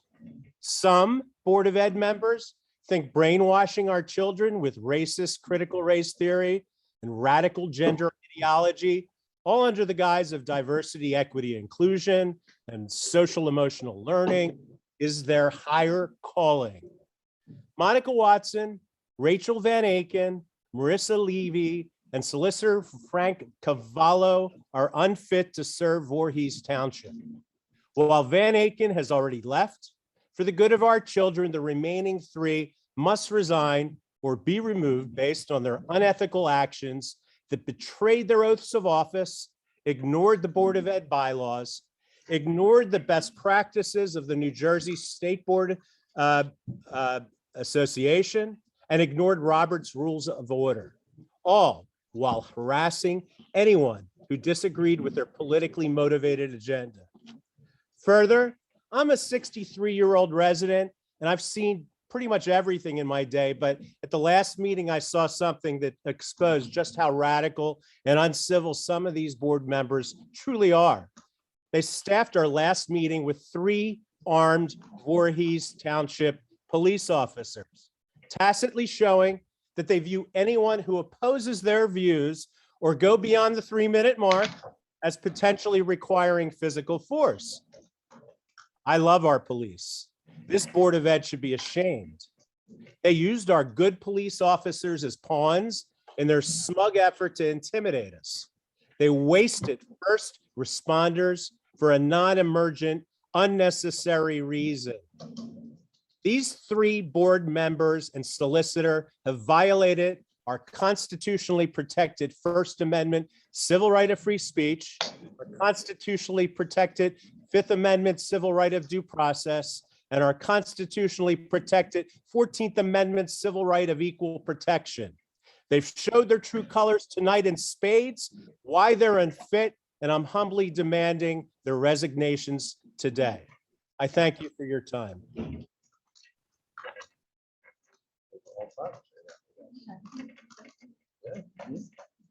Read Eric's.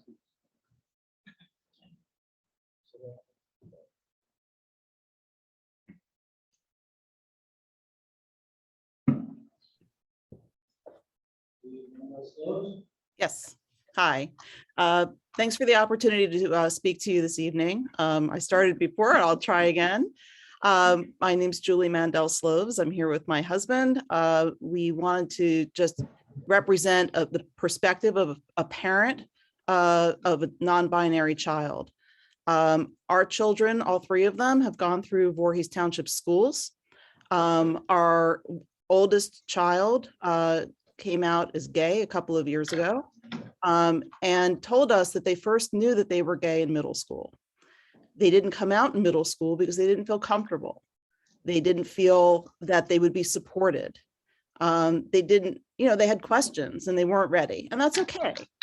But in an environment that exists currently, things have changed. Being able to come out in this day, 10 years later than they were in middle school, they find that they're incredibly supported by their friends. Their siblings and their friends have no problem using the proper pronouns. I wish I could say that was true of myself and my husband. It's the adults that have challenges with with non-binary or LGBTQ community. It's the adults that are challenges, not the kids. The kids get it. And it's incredibly important that the kids feel respected and represented and able to be comfortable in their school settings. And I'm asking, as you consider the curriculum, that you consider the kids who need to be seen and heard and feel that they are included in their school. Thank you for your time. Thank you.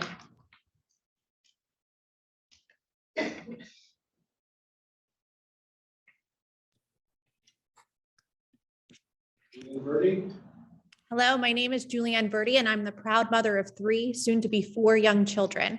We moved here last year from New York City in large part because of the Voorhees School District, and I'm genuinely impressed with the quality of education my son is receiving here. Since we're all talking about it, I want to express my support for medically accurate, age-appropriate, comprehensive sex and sexuality education in our schools. Sex education saves lives, plain and simple, and we cannot allow the vocal minority to fearmonger us into a watered-down curriculum. I also want to address a few other issues. For the 2nd year in a row, my middle child was not selected in the lottery for our town's pre-K program. While I understand that's how lotteries work, I think there are ways to improve the lottery process to ensure greater equity and fairness for our town's young families. Both years, I submitted our application as soon as the application process opened in January and patiently waited. We were told we would receive lottery results by the 2nd week of May, but after that week came and went and social media moms groups were full of panic and confusion, we were told that the lottery was delayed. It wasn't until the 3rd week of May where we finally received notice we were not selected. I then scrambled calling other programs in our area to be met with long waiting lists. There is no reason that it should take 5 months for a decision on the lottery systems. Friends and families in other towns and other with pre-K lottery systems were told months earlier of their town's decision. Having such a late date for decision in Voorhees unfairly benefits those who have the financial means to put non-refundable deposits down in private programs while waiting results of the lottery. My hope is that Voorhees can get to universal pre-K to ensure every 3- and 4-year-old in our town has access to affordable, quality early childhood education. But recognizing limited resources may make that more of a longer-term pipe dream. We must streamline our application and lottery selection processes so parents can be given a fairer opportunity to ensure that their children can get a seat in an alternative program should they not be chosen in the lottery. The final issue I'd like to address is the lack of second language education in our elementary schools. Coming from New York City, where I attended public schools K through college, I was very surprised to learn that Voorhees does not provide second language education in our elementary schools. For decades, studies have shown clearly that foreign language education in early school years improves cognitive abilities, reading skills, memory function, and problem solving. Young children also have a better ability to actually absorb and get to fluency in a second language than middle and high school students. Second language education can also be an important component to DEI efforts. Early exposure to a second language has the added benefits of increasing tolerance, inclusion, and improved attitudes and perceptions towards other cultures, races, and ethnicities, and combating xenophobia. If none of that moves you in our increasingly global economy, delaying foreign language education simply puts our children at a real disadvantage. If we want them to compete in a global economy, we need to invest in their language skills early on. I hope that you'll consider that. Thank you for your time. Thank you.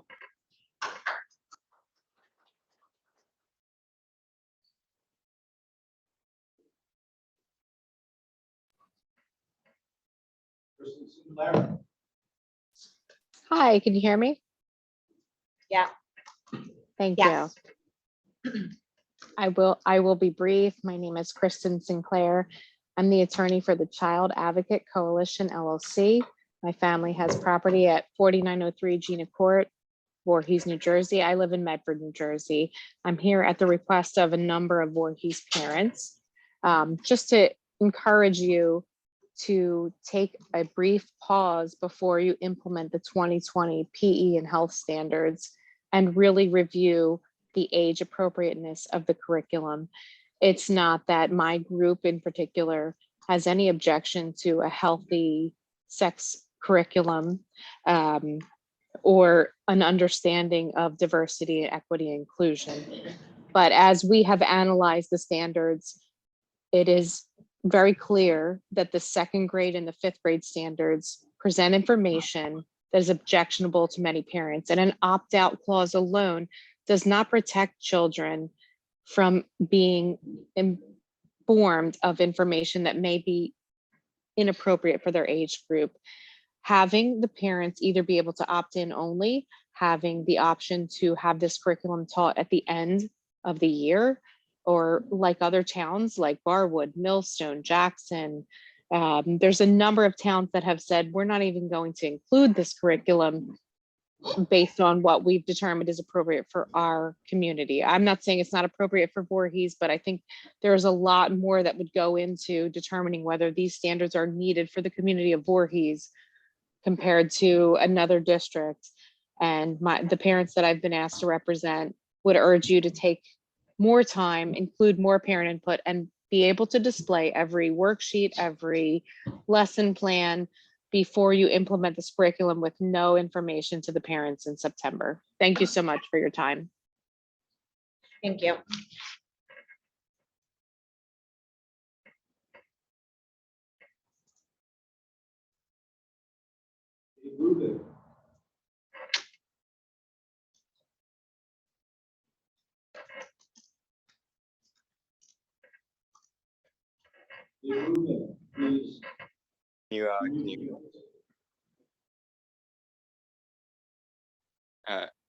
Can you hear me? Like, am I speaking clearly? Yes, we can hear you. All right. I am a student at Eastern Regional High School, and I would like to talk about this sex education program. All right. So I don't think sex is a secret to middle schoolers and even some elementary schoolers, like in fifth grade, right? Many of my peers, myself included, learned what sex was all the way back in fifth grade and some in fourth, right? Sex is a natural desire, you know, we're human, that's okay. And from my experiences in high school, I can say that many people of my age do partake in intercourse, right? So I find it to be very important that we're taught how to safely do it. Okay, it's not about politics here. It's about people getting the education that they need to practice safe sex. And on things like gender, right? What are you afraid of? You know, like information spreads like wildfire, you know, in this day and age, right? Again, like we all knew what that was back in elementary school. We knew about people being gay and transgenders. We know more than you think you do, or than you think we do, because, well, we're not going to go to our parents and say anything, right? And no matter what you try to do to try and suppress this knowledge, it'll still reach your kid, you know, like through, you know, their peers. So I just want people to remember that ignorance breeds hate. That's what history has shown us. So for you to say it's not appropriate to talk about genders and sexuality is kind of disheartening. You know, have you ever read a history book? You know what happens when cultures don't understand others, right? Violence. And in many cases leads to like genocide, or just a group being condemned. And I don't want that of anyone, right? So I think that you should check your own morals that you're trying to impose on us, right? Well, that's all I had to say. Thank you.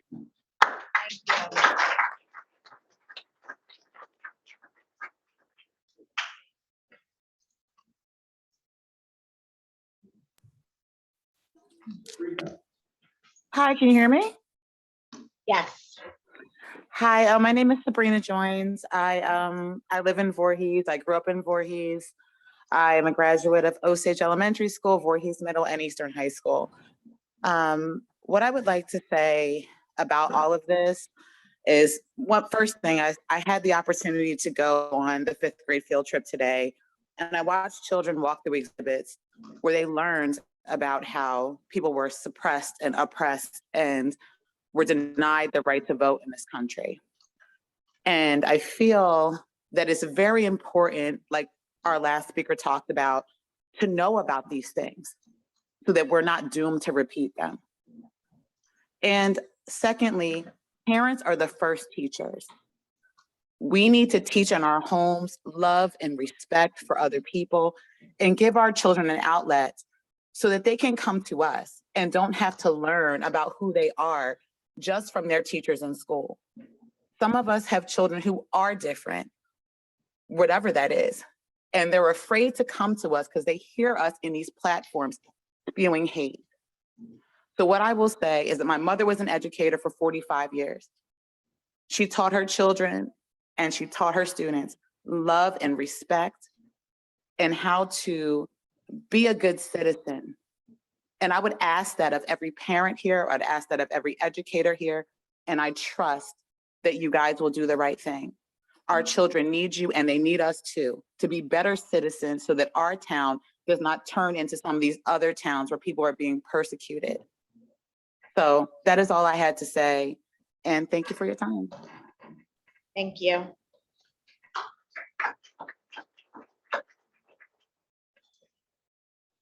Any other comments?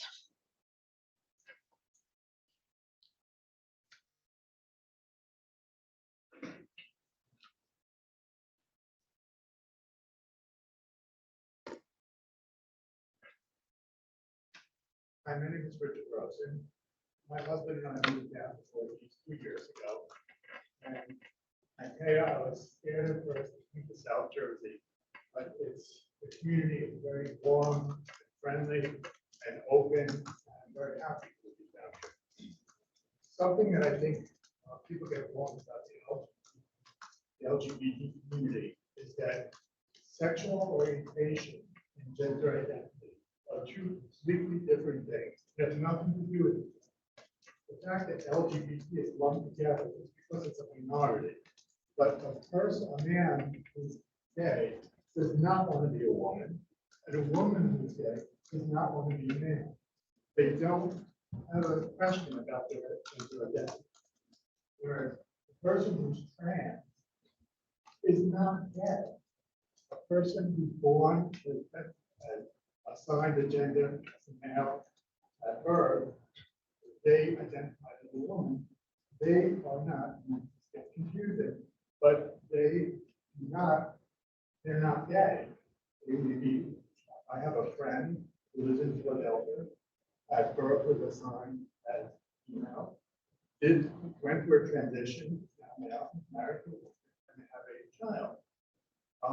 The gender identity and sexual orientation are really separate. And if there's one thing that you need to learn, it's a very important distinction that people don't understand. I also want to comment about somebody who was on the computer that said that, kids in 5th grade learning about sex and they know about it. And it's true. They have internet access, they have Google, they're Googling it, and you have to think of whether you want your children to learn from professional educators or from postings on Facebook or Twitter. You don't want them Googling this stuff and listening to what's on Facebook. You want professional educators. And the other part, I also want to comment about another person who spoke about teaching foreign languages at an early age. And I'm a great proponent of that. I've been learning Hungarian for the last 2 years. I would propose learning a non-Latin language. My cousin is a neurolinguist, never knew what a neurolinguist was, probably never heard of it, but he actually sits he's on the chair for neurolinguists in Canada, never knew such a thing existed. But there have been studies that show that learning a foreign language, particularly English, it builds neural pathways, it builds your ability to analytical, creative, learn so much. I would support teaching foreign language. Thank you.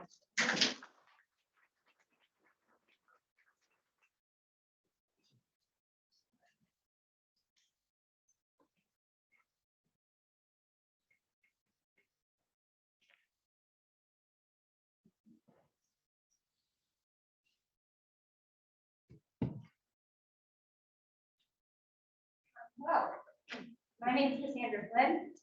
Moved here a few years ago. I have a 5-year-old graduating kindergarten at Crescent this year. I have 2 younger children also coming into the district. My husband is also a graduate of Voorhees schools.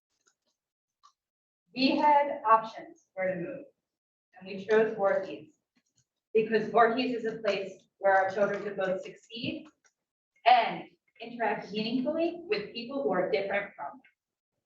And that is not present in every school district in every town. And I just want to impress upon the board how very special this thing we have at Voorhees is. How we move here to be a part of it.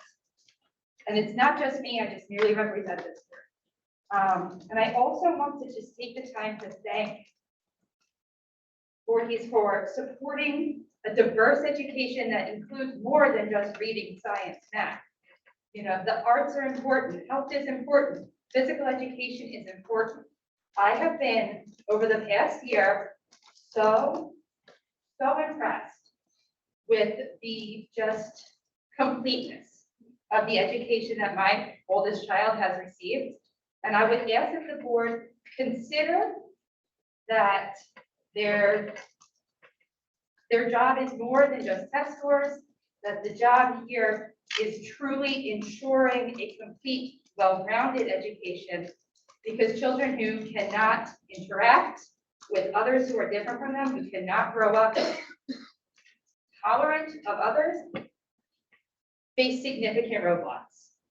And I just want to once again reiterate how grateful I am for the job that you guys have all done. Those whose opinions I mostly agree with, those whose opinions I do not agree with, I appreciate all of you. Thank you very much. Please consider the importance, once again, of all the subjects, not just the core. Thank you.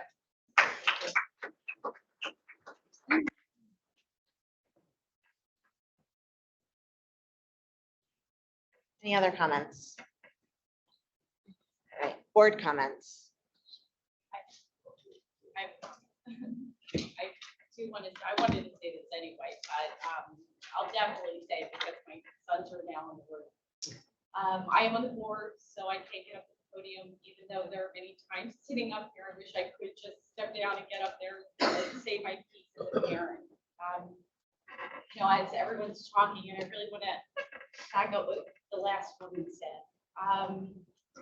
Sitting here thinking, I'm just seeing myself at almost 50 years old. You might not at 50 remember all of the math. You might not remember all the science. You might not remember all the social studies that you learned in K-5 here, or K-3 rather. And it really, you really have to think about what defines success, because having, not as good of a public speaker as my son Dominic, but how you define success. So you don't have to be the smartest person in the room. You don't have to have the top scoring grades. Success could be that you learn to respect other people, that you are accepting of other people, and most importantly, that you're accepting of yourself. So it's not always whether you were excelling in these classes that you may not remember what you learned in 5th grade when you're 50 years old, but when you respect people and you accept them and you accept yourself, that stays with you for your whole life, and that is what makes you successful. kind and respectful. So I just wanted to say that because I think it's important, and I think it backs up what the last woman says, and I really just wanted to say that because that is what I teach. I have a brief comment. So thank you, Kelly. I want to thank, it's not easy to get up here and talk and address people and share your personal thoughts, some of your personal stories and anecdotes.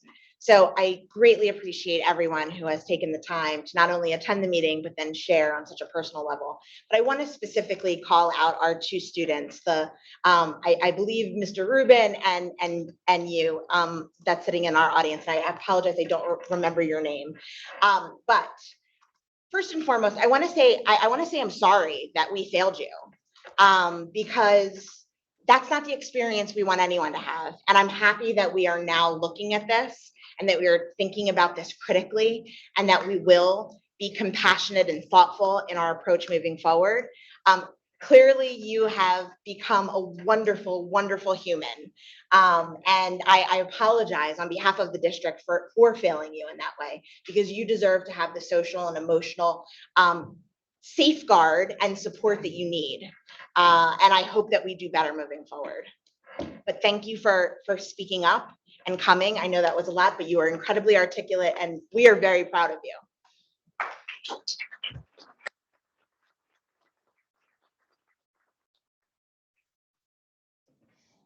Just a brief comment. I appreciate that early foreign language education is something that is tremendously important. And, you know, I think that this is something that we can work towards as a district to see if we can, and how we can incorporate that into our curriculum moving forward. So again, thank you for bringing that up. I think that that's an incredibly important piece that we are missing early on in our children's education. The other thing I'd like to say is that the most distressing part to me that nobody has brought up about the health and physical education curriculum is square dancing. So I'm not sure like what skills we're getting out of square dancing anymore that are incredibly important for our children. And you know, my wife makes me take ballroom dancing. She doesn't make me. I enjoy doing it with her. But yeah. So I think dancing is important, and it's a great part of physical activity and education, but I'm not sure if square dancing is something that's important for our children to be learning in the 21st century. Thank you. You're welcome. Any other comments? I just wanted to thank my daughter is graduating from 8th grade this year, all of her teachers. Mrs. Love is in the audience. She had such a good experience after 2 bad years of the middle school. So this 3rd year has been such a good year for her. So I just want to thank all her teachers and thank you for all that you do. Randy. Thank you. First, I wanted to also commend our 2 students for speaking up. I know it's so hard for grown adults to get up who are accomplished. So you both spoke so beautifully and very impressive. So we're lucky we have you as part of our community and that you have the courage to get up and speak about such a sensitive topic. I also wanted to talk in general. This past year, I started volunteering to go into schools in our entire community to speak about Holocaust education. I'm a grandchild of 4 Holocaust survivors, and I tell one of my grandparents' stories to use lessons of the Holocaust to combat hate, racism, bigotry, everything that goes on today.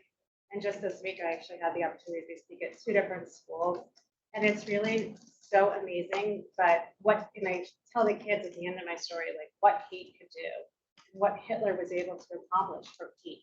It's so much easier to, you know, hate is so much more contagious than kindness. And maybe if we all take a lesson out of that book and just be kind to all types of people, and just use that as our, you know, as our motto, I would think, because I think we'd be a much better community, much better society if we kind of remember what hate could do, and just really try to focus on kindness. You know, it's not as easy. We're all guilty of it, myself included.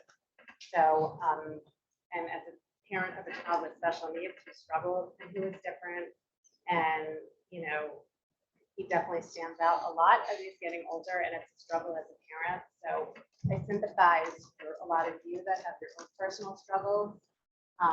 So, just be aware there's all sorts of people out there that don't conform.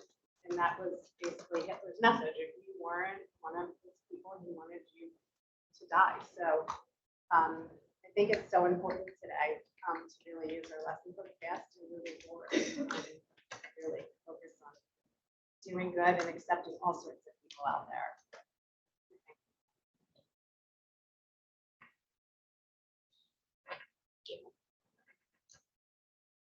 Any other comments? Let's move to finance. Can I get a motion to approve all of the items under finance? So move.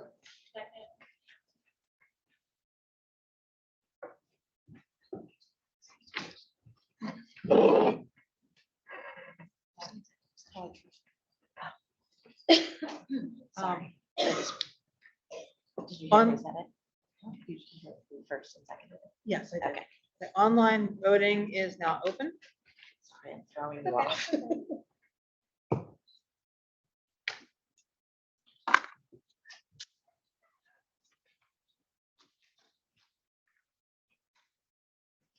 All votes are yes. I'm closing online voting.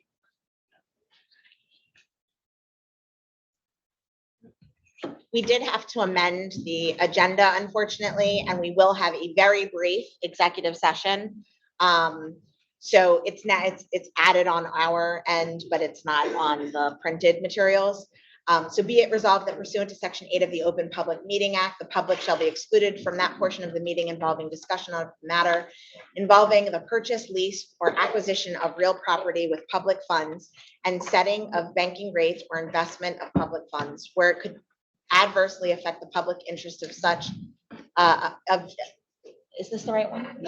Personnel. Yeah, sorry, as I was reading and I was realizing that this is for personnel matters. So scratch that. Want me to pull mine up? Action will be taken. Yes, give me, Here you go. is it the one that you? Yeah. Okay, perfect. I apologize. Be it resolved that pursuant to Section 8 of the Open Public Meeting Act, the public shall be excluded from that portion of the meeting involving a discussion of a matter. No, that's still. Yeah, of personnel, matters of personnel. We will be taking action at the, when we return. I can't imagine it will be more than 10 minutes. Can I get a motion to adjourn to executive session? Motion to adjourn. Second.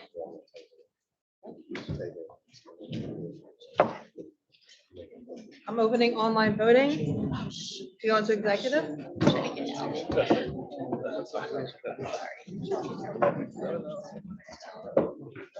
Okay.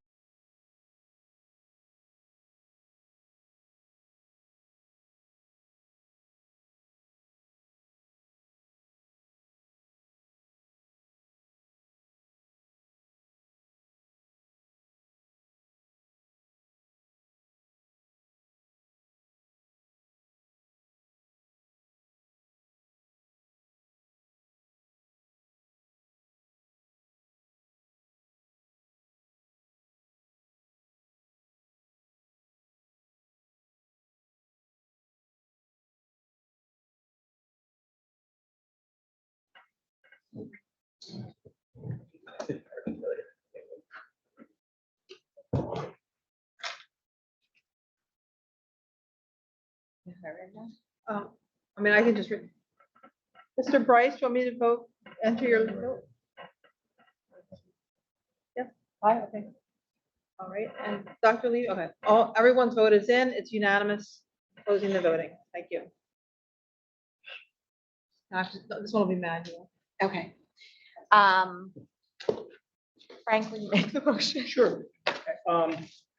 Based on discussion held in executive session and my recommendation as counsel to the Board of Education, I am recommending that the board consider a motion to rescind the non-renewal of Dr. David Gentile's contract, accept at the same time a letter of resignation effective June 30, 2022, and a separation of service agreement dated June 15th, 2022.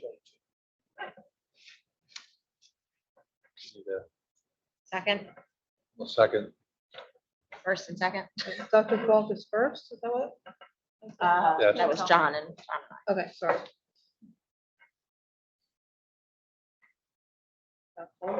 Mr. Bryce, Yes. Mrs. Cosenza? Yes. Dr. Falk, Yes. Ms. Galiano, yes. Dr. Levy, Yes. Mr. Schmuse, Yes. Mrs. Stupler, Yes. Mrs. Watson. Yes. Motion passes unanimously. All those in favor of adjourning the meeting? Aye. Aye. First, Motion. motion, second. Motion, second, I need a motion. Second. You want to go. Thank you all. Have a good summer, everyone. You don't